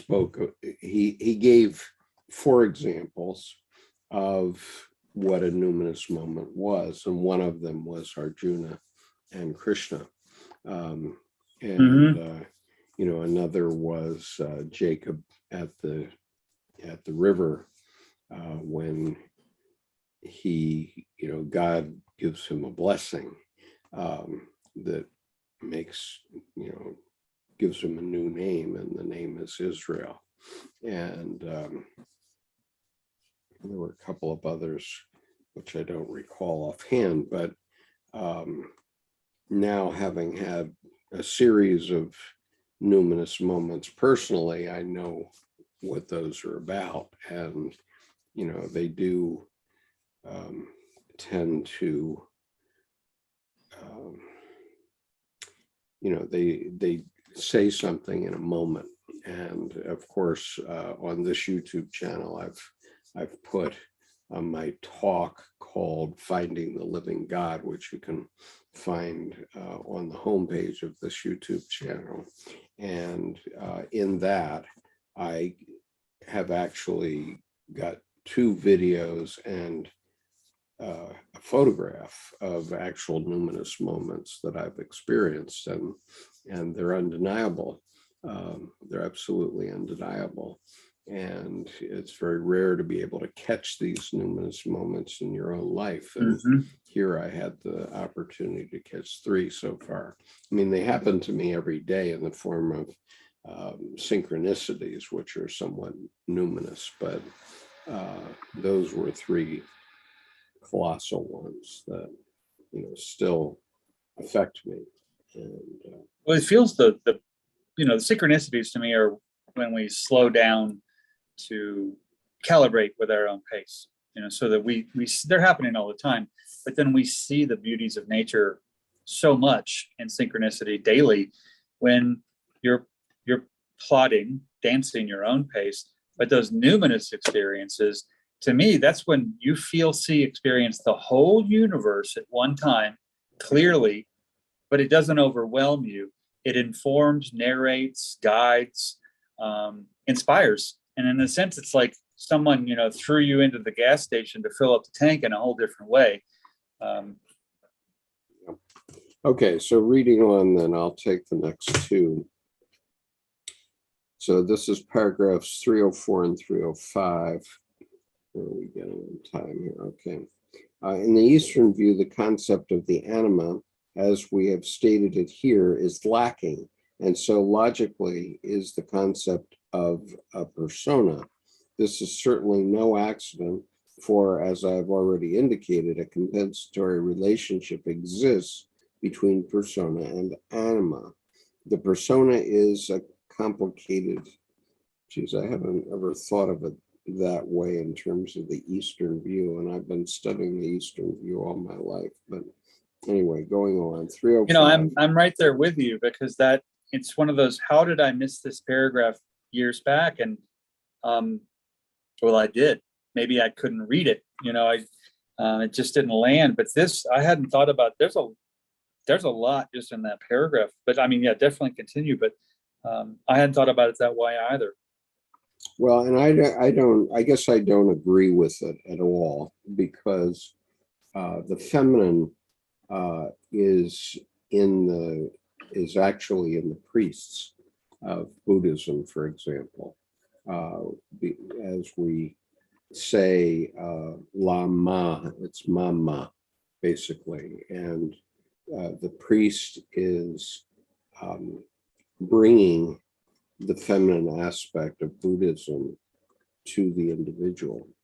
And certainly in Shinto, that's very feminine, because it's very earth-centered and animal-centered, etc. And well, then, from a Buddhist standpoint, then the concept of a persona missing, would that be just simply because the focus is to a concept of anima is missing, not persona. There's lots of personas, right? And so logically, is the concept of a persona. He's saying both are missing. Yeah, I mean, that's assuredly not so. So, well, and I think it's actually more evolved in Buddhism with Devi's, disappearing path. They're both of them in that, because you become nature in the disappearing path. Yeah. And that's actually, to me, more complete and involved and intense, and also more releasing of expectation tethers, i.e. attachments, except rather than not attached, I think it's releasing expectation. Because I don't know of any Buddhists that don't have identity. I mean, and identity is partly a persona. So I just think that Jung was working with half a deck here. He knew some things about Buddhism, and he did feel that Tibetan Buddhism was the closest religion to his psychology in some ways. And as if he was being driven by too much of his own us and them of East and West. Yeah, and he, the reality is, in fairness, in his whole lifetime, the man spent 6 weeks in India. Well, I've spent a couple of years in India, over 44 trips over a 20-year period. So I think I have the right to look back on what he's saying here and just say, well, this is a crock. And, I do respect him for liking Buddhism and to recognize its advantages over other religions, but at the same time, what he says here is just a crock in my view. But that's just me. And I think too, he's outright dismissing the fact that, from my perspective, in the Western view, it's this complex interdependency of psychological things. Except in Buddhism, there's the interdependency of the meditations and the actions and the living. A cup is a cup is a cup, a cigar is a cigar, etc. Except there's more to keeping what's real here visibly clear while going beyond. Because I think not only do you get lost less, I think you get lost better. The disappearing path. Right, and when in Buddhism, when you're going for a pure meditative state, you have to enter into it in a certain way and take yourself out of it in a certain way. Right. If you don't, if you think that you're going to be in this state of nirvana all day long in your life, no, it won't work that way. What I basically what I think is that Buddhism makes for more passive people. And one of my mentors once observed that, think of the success of the Indians. They support a population of 1.3 billion people on $1.50 a day. Now, this was 40 years ago that he said that, but now it's more, but it's not that much more. It's like $5 or $6 a day per person if you average it out across all human beings in India. India supports its population with a very small amount of money, and that is because the people tend to be more passive. If they were more aggressive, they would just have constant conflict. They have enough conflict now, but if people in India were like people in America, no way. You have the utilities and the sewage constantly.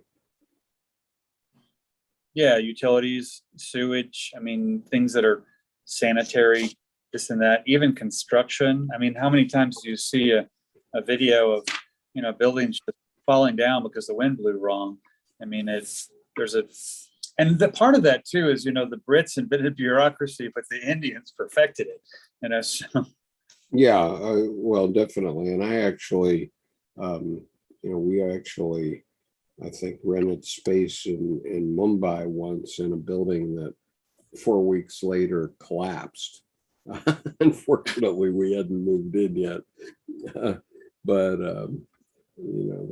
there's a lot of other stuff going on in India. But yeah, but if you're willing to live in a dhoti and a very simple sari and so on, and be very devout, then you don't need much money in India.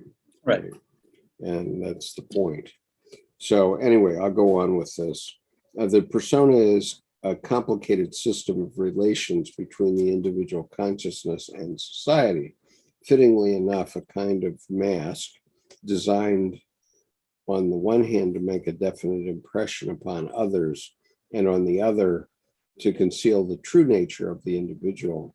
That the latter function is superfluous could be maintained only by one who is so identified with his persona that he no longer knows himself, and that the former is unnecessary could only occur to one who is quite unconscious of the true nature of his fellows.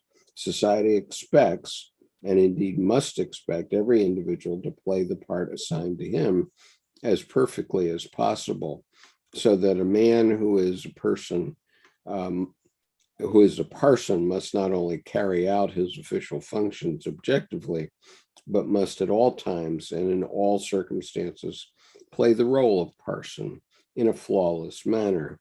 Society demands this as a kind of surety. Each must stand at his post. Here a cobbler, there a poet. No man is expected to be both, nor is it advisable to be both, for that would be odd. Such a man would be different from other people, not quite reliable. In the academic world, he would be a dilettante. In politics, an unpredictable quantity, where we see that. In religion, a free thinker. In short, he would always be suspected of unreliability and incompetence, because society is persuaded that only the cobbler, who is not a poet, can supply workmanlike shoes. To present an unequivocal face to the world is a matter of practical importance. The average man, the only kind society knows anything about, must keep his nose to one thing in order to achieve anything worthwhile. Two would be too much. Our society is undoubtedly set on such an ideal. It is therefore not surprising that everyone who wants to get on must take these expectations into account. Obviously, no one could completely submerge his individuality in these expectations. Hence, the construction of an artificial personality becomes an unavoidable necessity. The demands of proprietary and good manners are an added inducement to assume a becoming mask. What goes on behind the mask is then called private life. This painfully familiar division of consciousness into two figures, often preposterously different, is an incisive psychological operation that is bound to have repercussions on the unconscious. And yes, I certainly agree with that, although I've had many personas in my lifetime.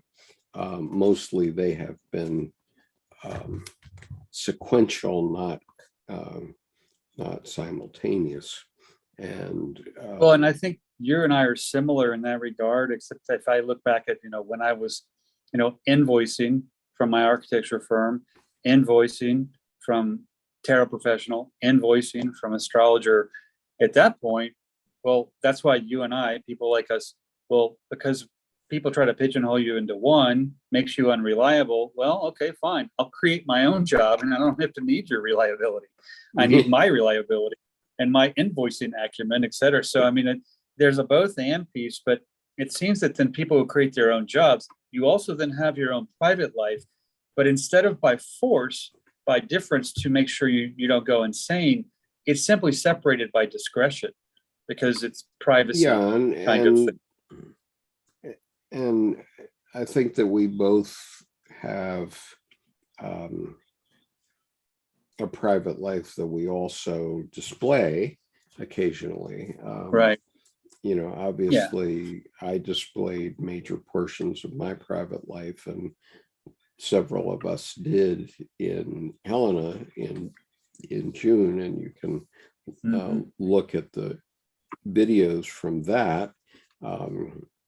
There was Tim doing a Native American greet the morning ritual, which is quite beautiful. I thought it was really beautiful, and I thought it was completely in keeping with what I know about Tim Holmes. But on the other hand, it's not how he presents himself if he's presenting his sculpture, for example.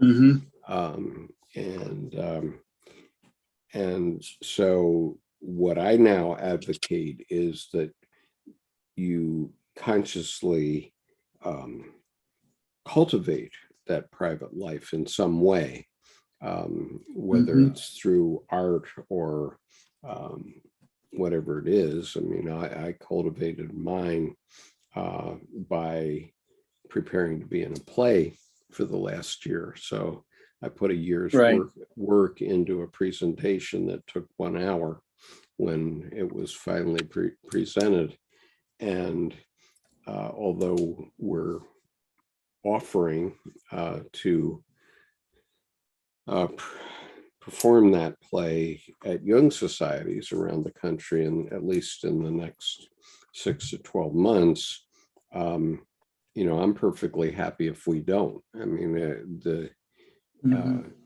What was happening in my private life in terms of preparing to perform that play was what kept me sane. It kept me on the rails during that period. And there have been some tough times and good times and bad in the last year. So, if you don't. It's interesting because, you preparing for the play, and then, was it last year, about actually a month before right now, is when I officially took the step after planning for several months to turn my life upside down and shake really hard and then shake some more and then hop on a plane, and It's interesting because there's been a quality of somewhat of pause over the last year where the focus was go to work, go to work, go to work.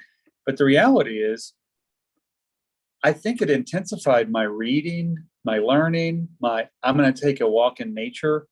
And I think the priorities switched. Instead of, this grocery, that chore, that stuff kind of got small and important, but kind of got stuffed into little spots. But the private life, developing that as a counterpoint too, because was it all work and no play makes Jack a dull boy, and all play and no work makes Jack a lazy, sloppy boy.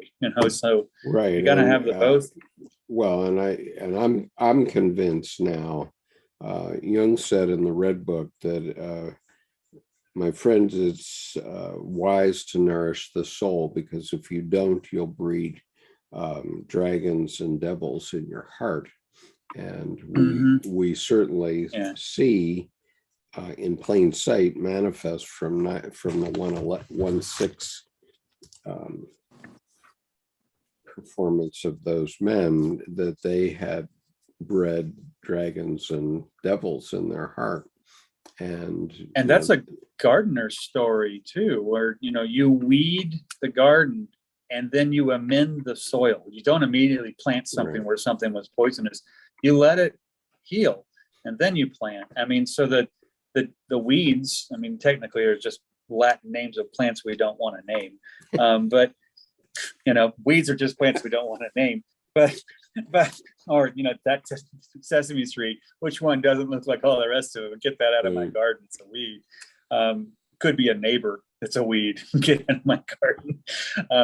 But it's that the nourishing the soul, weeding, and I would say weeding and then amending the soil. It's more of a Buddhist path, a Shinto path, capital N nature, than it is a Western path, which is just like fetch wood, carry water.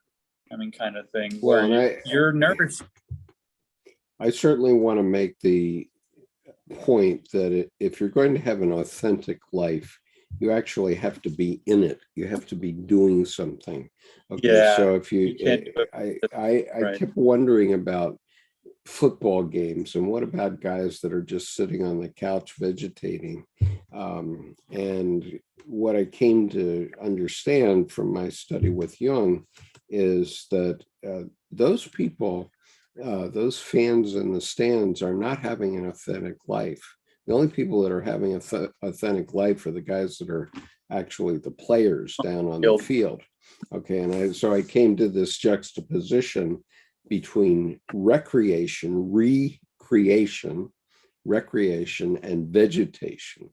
And so the people in the stands are vegetating, whether they're physically in the stands or whether they're watching television. But the people that are actually on the field are the people that are recreating their lives, recreating in some way.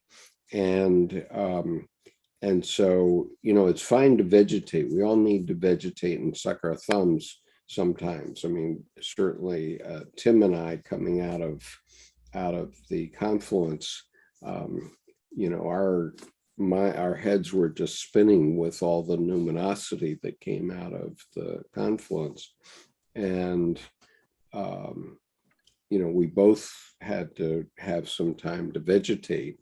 And I actually had to give Tim till July 15th to just be himself and go canoeing and that sort of thing. After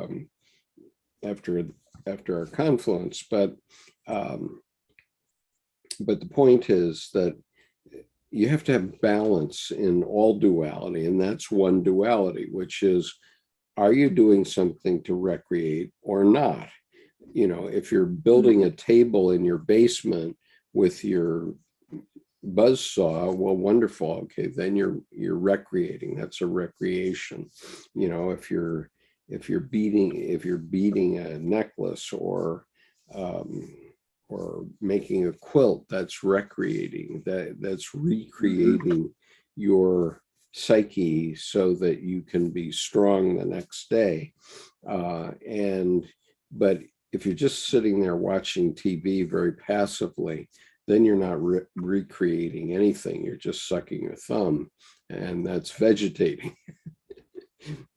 It's interesting because, I remember one Sunday earlier this year, it's like, it's a nice quiet day. I'm doing this, doing that. I'm going to go get a burger and a beer at the burger stand, and then it's a place that's gourmet burgers and like 24 craft beers. And I walk in and it's hopping. I mean, it's packed. And I never look at the screens. I just go up. And so I'm eating and I'm like, wow, there's so much unison. And it's so funny. I mean, there's so much unison in the room. Everyone's cheering. And I turn around, they're watching the Super Bowl. And I went, oh, that was today? I just totally, it's just so off the radar. I was like, well, where are the Latin footnotes? I've been deep in books and stuff. Oh, that was today? Oh, I'm gonna leave. It's like that's not what I had in mind for my relaxing dinner. It's like, but anyway, but I, walking out is like, wow, they're all recreating, but they're all kind of vegetating, recreating, and it's like it's everyone glued to the screen as if they don't have an identity, and it's so. I mean, I guess it was the only time. The thing is, New Mexico doesn't have its own football team. So if people wear jerseys, you'll see all of them. Yeah. Well, I mean, one thing I do note about the vegetation, though, is that in terms of my own relationship with my wife, which has to do with our unconscious connection, when we just sit quietly and watch a television program or two together in an evening, yes, we're vegetating, but we're also communicating in this collective fashion, and so it's having a common experience that right, you can take forward together. Yeah, that's right. And so there are certainly sometimes when vegetation is appropriate, and I wouldn't deny anybody their season tickets to the New York Jets or whatever their football team is, but these days it's a reason to mortgage the house for it's yeah, you look at the price of the seats. I know that's people don't understand what causes inflation, and there's one thing that causes inflation and no other, and that is the money supply, and that's controlled by the Fed, and the president has absolutely no control over that. That's controlled by the Federal Reserve Board, and Powell, who's just been reappointed by Biden, who I don't particularly care for Mr. Powell personally, but the fact is, and he was originally appointed by Trump, but it's those people who control about whether there's inflation or not. And the reason we're having inflation now is that the Fed, since 2008, made money free. Okay, they made money free. It was no charge for banks. They would loan banks for half a percentage point, loan to banks for a quarter of a percentage point or something like that. And so the banks got incredibly wealthy. I mean, so much additional money went into the system, and you can see it blown up in the Dow Jones, which I was expecting the Dow Jones to go down after Trump came to power, but no, he ran the economy on a credit card, so he increased the so-called national debt, of which there is none actually, but he increased the so-called national debt by several $1 trillion. Okay, so basically he ran this credit card during his administration, and that threw huge amounts of money into the system. And so now there are all these people sitting around with little green electrons in their bank accounts looking for things that they can invest in, and they can't really find good things to invest in. And well, you make a great point about the one thing driving inflation is the money supply, i.e. supply and demand from the Fed. And it's funny, I was watching Warren Buffett earlier today, and at one point he said, look, in 1942, I put $10,000 in an index fund, which today will be worth $51 million. Except here's the thing, because of the Fed these days, whatever that is, because it didn't exist then, but I just love his whatever that is, because the Fed is, it's populated by bankers typically, and it's not really government. It's a whole different thing. Yeah, and it's not corporate. government. It's not for government. It's at corporate. All. Yeah, it's like supra corporate, and as in SUPRA, above, bigger than.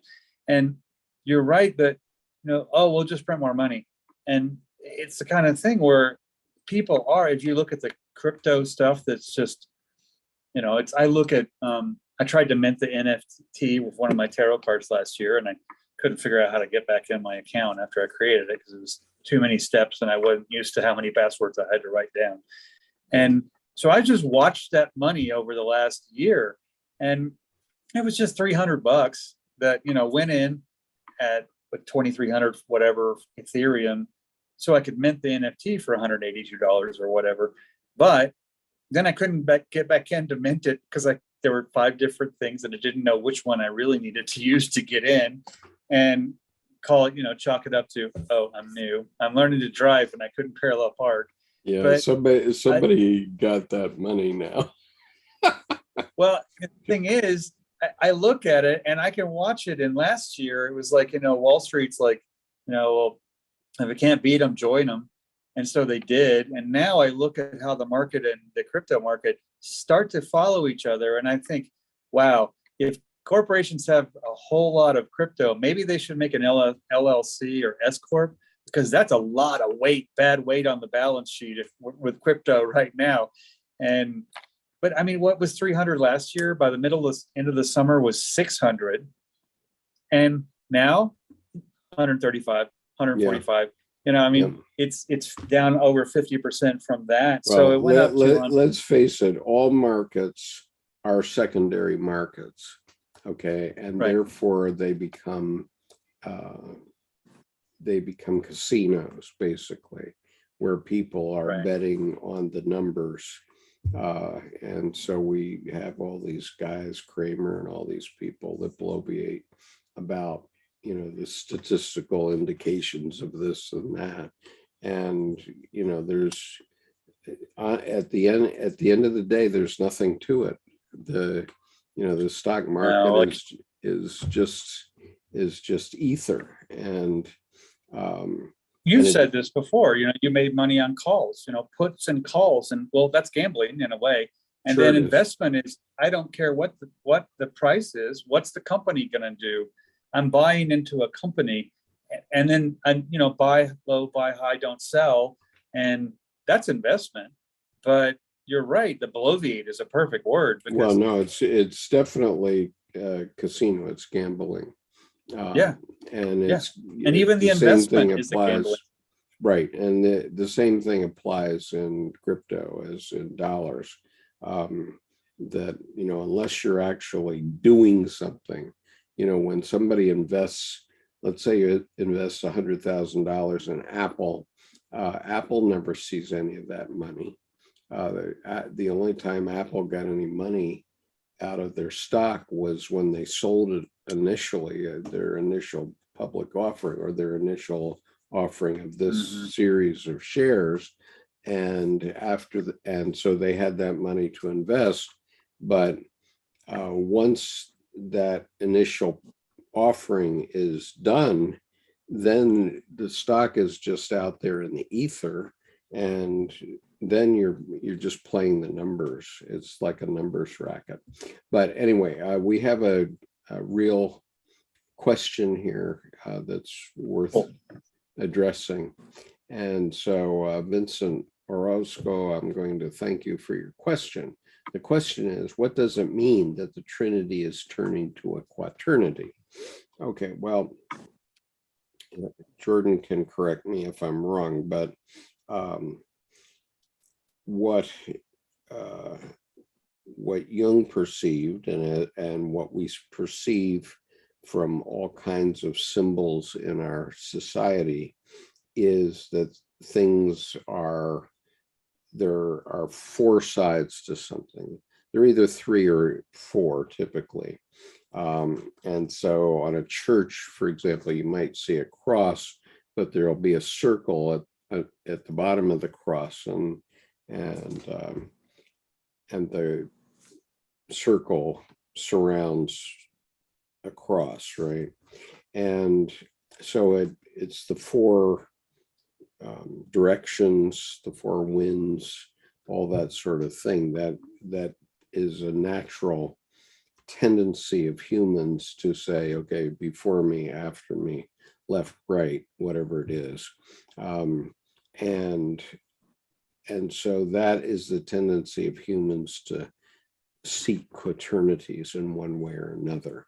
Now, the problem with the Trinity is that the Trinity did not have a feminine aspect to it.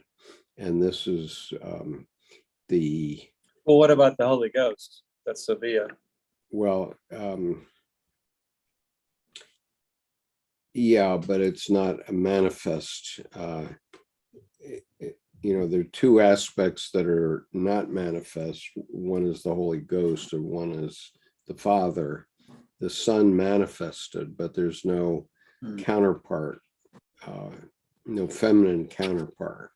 And also there's, in the duality between good and evil, Christianity wrote evil out of the equation. Which is also the fourth Satan, which is the brother, the turned to shadow of Christ. Right. So they make for many years, they made the Holy Ghost Satan. But now we're realizing that Satan is a whole nother thing. It's the other side. It's the actual evil side that we have denied for 2 millennia, but that on the human side, we need a feminine aspect. And so finally, the Pope, in his infinite wisdom, Pope Pius XII, issued a papal bull in 1950 that caused the Virgin Mary to ascend into heaven. And so she now sits in the heavenly court, let's say. And so we are She was seeing, patient. She waited around a long time. She was patient. Yeah. She waited around a long time.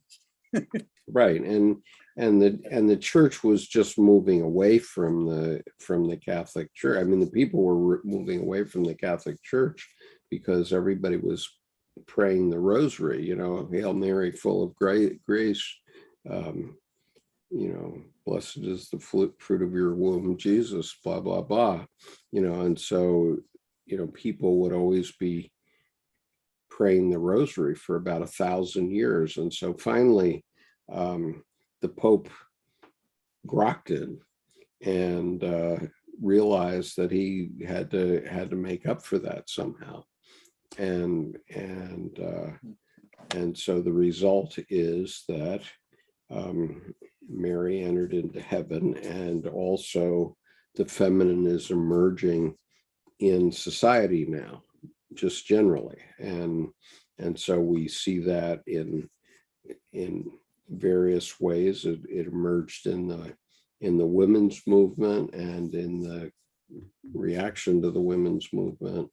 And, we're seeing it now in our current affairs, because now we're going to have an election about the right to abortion, basically. And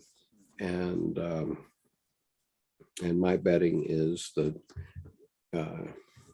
the Supreme Court just screwed the pooch on the politics, because they overturned Roe v. Wade a few months before a midterm election, which I suspect that the GOP is going to lose because of that. And that will be the emergence of the feminine. And so then there will be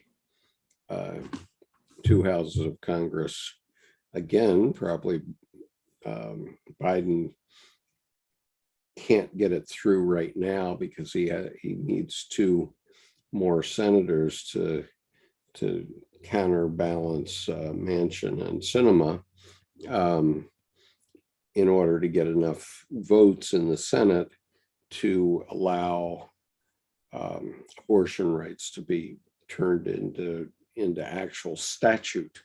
But after this election, if the Democrats pick up two more senators, then there will be enough political power, and he will be able to push through on a statute, and a reduction of the filibuster for that reason.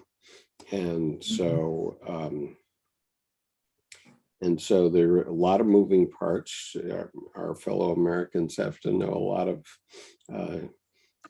social studies in order to get everything that I'm talking about. But just the way the government works, it's a series of checks and balances. And so if one of the three branches of government oversteps its bounds, it can be overruled basically by the people in another one of the branches of government, which is in this case the Congress. But in order for that to happen, there has to be a strong enough Congress to get it to happen.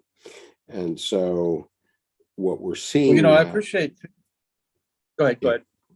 So what we're seeing now is the emergence of the feminine, whereas the Trinity, although most people say that Jesus was androgynous, yeah, he's as much androgynous as I am or Jordan is, in the sense that I'm a man and I have no doubt about my manhood, but I also acknowledge that I have a feminine side, a softer side. And actually, because I teach Jungian psychology, it's all about that side. It's not about the patriarchy. It's not about the logos. It's about the eros. And so in that sense, yes, Jesus was androgynous, right? But everybody, I think, pretty much acknowledges that Jesus Christ was a man, and so whether the Holy Ghost is masculine or feminine is sort of a personal question, how you see it. If the Holy Ghost comes into you, you can be either a man or a woman, and you can be infused by it and so on. But there is going to be there is the rise of the feminine, which we're going to see more and more over the next several centuries. And I appreciate your explication of the Trinity becoming the quaternity from the perspective of the quaternity, and I buy that and I follow that. And at the same time, I like also adding to it that any number of things is an n+1 phenomenon. If there are two things, the group of the two, the pair is the third. Mm-hmm. And so to me, Father, Son, Holy Ghost is the three, but the three as one becomes the fourth. And in a sense, that aligns with the four psychological functions of intuition, feeling, thinking, and then the group becomes the sensate of how all three of those functions in real time out here. Yeah. So the 1, 2, 3, intuition, feeling, thinking are internal. And then the sensate is the externalization or the external world of those. So the three then become four. So I think it's both what I've just said there and also what you said with the quaternity too from the Trinity. And I think what's cool is that when you said, the Holy Ghost can have, it's however you see it. So in a sense, even if it's Sophia, which is inherently feminine, that doesn't make it feminine for any particular person. It's your inner wisdom, which Right. I think that's Precisely. the whole idea, to get off of gender from anima and animus and Right. try to find out new terms that don't confuse us with, oh, so psychology is inherently trans because it's both male and female. Well, It's so what Jordan is talking about too is the theorem of Maria Prophetessa. Maria Prophetessa was an alchemist in the 3rd century, and her formula simply was 1 becomes 2, 2 becomes 3, 3 becomes 4, which becomes 1 again. And so and 4 being the Chinese death, that makes even more sense with her. 4 becomes 1. Like, why doesn't it become 5? So it dies and comes back to 1. And so a perfect example of this in operation is a human family where one, either a man or a woman, seeks out a partner, and it can be same sex. I'm not arguing that point, but one seeks out a partner, and that now you're 2. And then in the typical way this plays out, you become 3 when you have a child. Okay. And that's the third.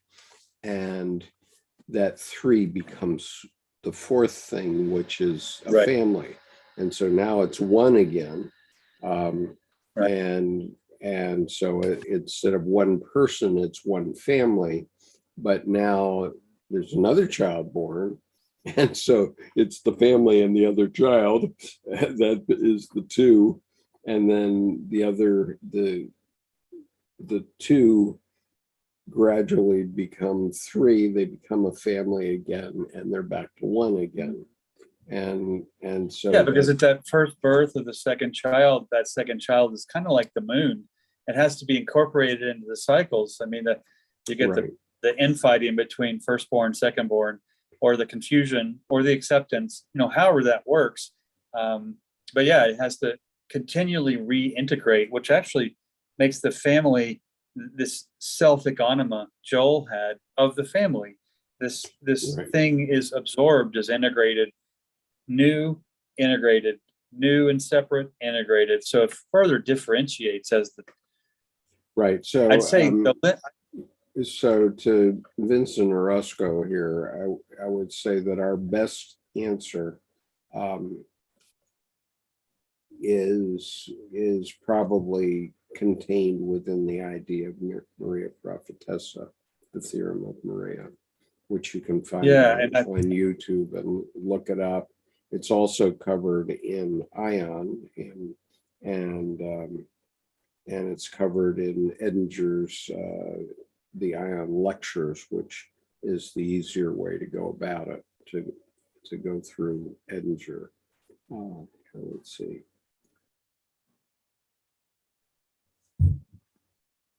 And I think the Maria Prophetessa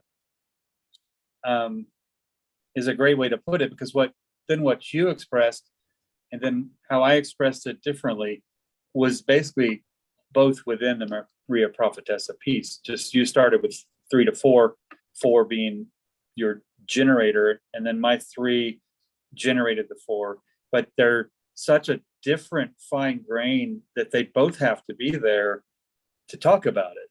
Right. Otherwise, because it's certainly not logical, it's integrative rather than being reductive. Yeah. And so, well, thank you. Vincent says he's familiar with the axiom of Maria. And Yuri says, I spent the whole day studying Neumann's evolution of feminine consciousness, and I get on your live stream, and the first thing I hear you mention is reemergence of the feminine consciousness and synchronicity. Well, that's the way it works. Absolutely. So, I get a synchronicity every day, so I don't even try to differentiate, but sometimes they're so dramatic that you actually can photograph them or video them. So if you haven't looked at my lecture on finding the living God, I recommend that you go listen to the first 45 minutes of that, because in there are three of my major numinous experiences that were filled with synchronicity. And Joel says, Skip, I think, go ahead. I was going to say real quickly, I think tonight we set a new record for 10 paragraphs, 10 whole paragraphs. That is a record. That's like, we usually get like 3. Yeah. So we're up to 306 Joel, for next week.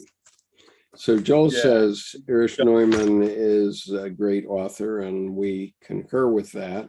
And Joel, just so you know, thanks to Jordan, we're in a long study of Neumann's works on art, because Jordan gave me volume 3 of a 3-volume series for Christmas last year that Neumann wrote, and I started to get into it and realized that there were actually 3 volumes, and started to look into it, and oh my God, then Colleen got into it and realized that this was something that she wanted to talk about. And so our advanced reading group is probably down the pipes toward at least another year, and probably a year and a half of studies just in these 3 volumes on art.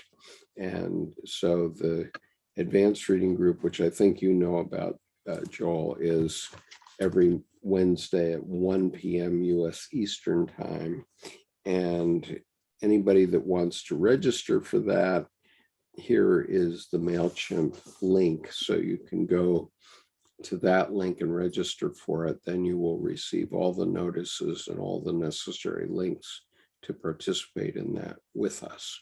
But that's our. I was really glad, after Christmas, when you contacted back, you're like, whoa, okay, because I'd sent you the volume 3 the place of creation, and you look in and there's art in the creative conscious volume 1 and creative unconscious volume 1, and then volume 2. But it was really cool because in a sense I've always had those and I love them, but it's so nice now to kind of pull them out of the woodwork.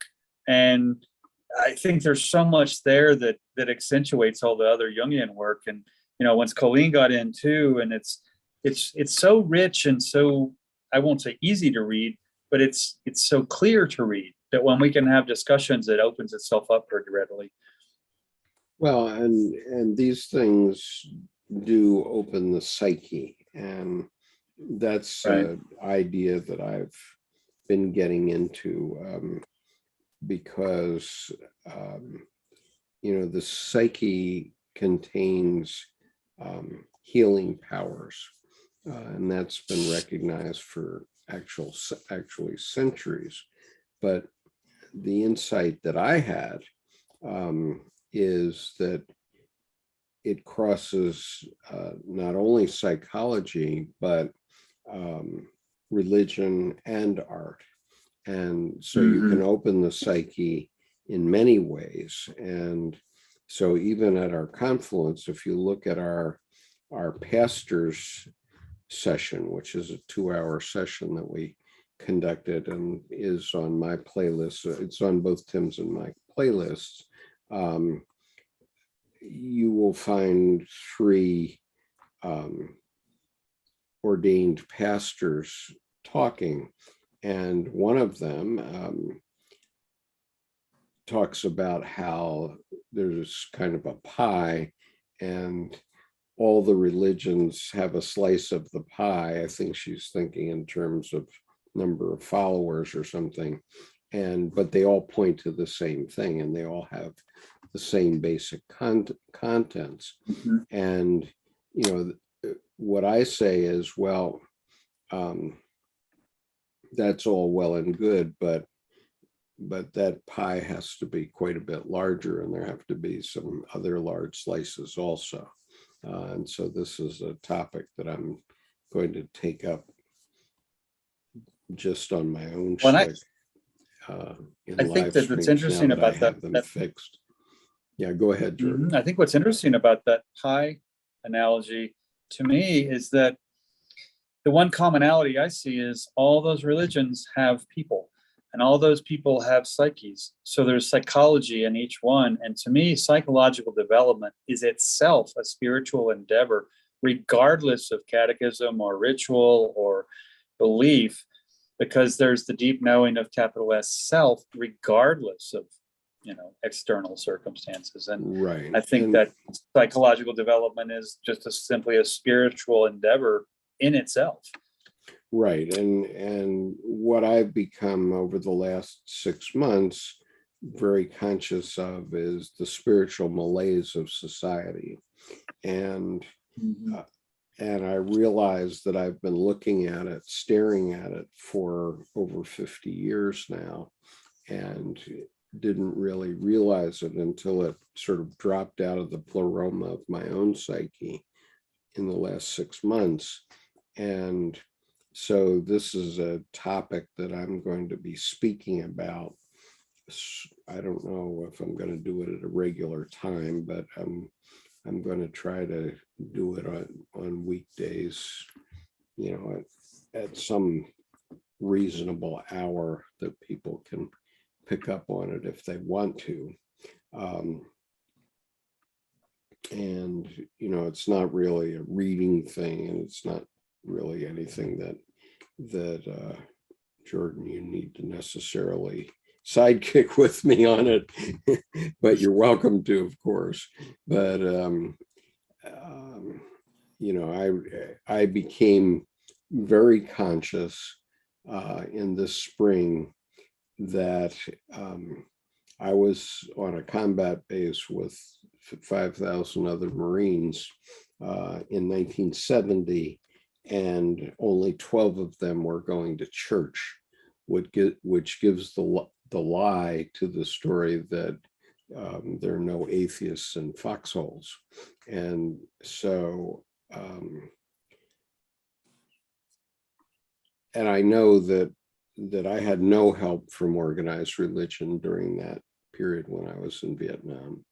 And I did have help in other ways, which I'll discuss in this series, but I did not have help from organized religion.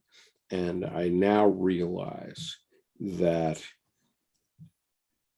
every way that I see beyond religion that helped the men who were in Vietnam, men and women who were in Vietnam,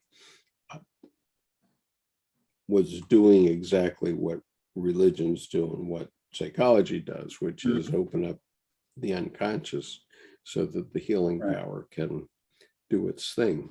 And so that's what I want to talk about, because I don't, even though I think that pastor who spoke in that talk and this thing about the pie is very early in that talk, but even though I regard her as a very, very accomplished pastor, no doubt, and she's Tim's pastor too, and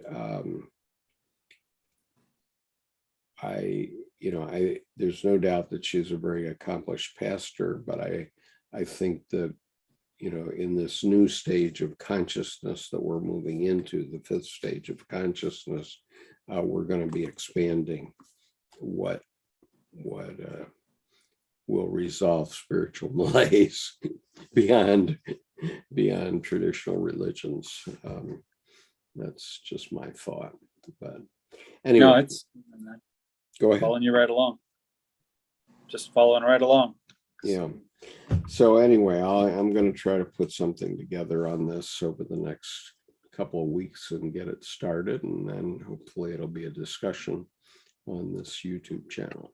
So for our watchers on YouTube and for all of those who are watching in the replay, thank you very much for being here. Thank you, Jordan, for being here.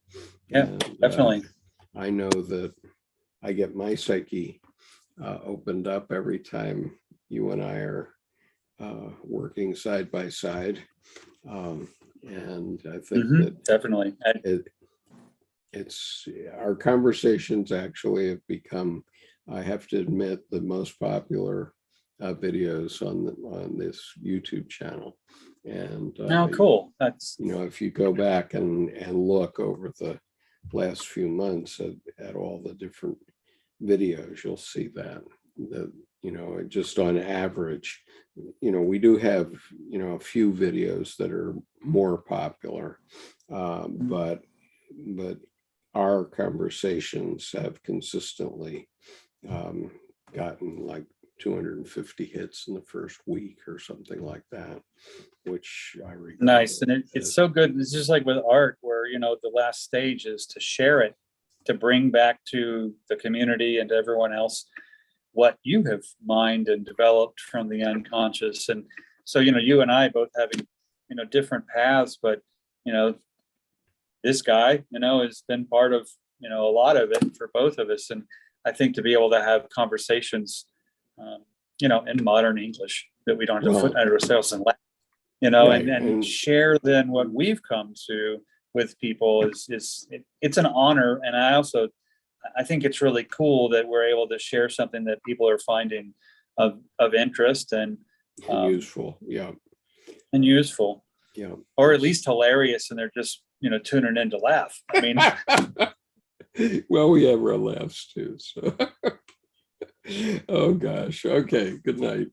We'll see you next week. Peace.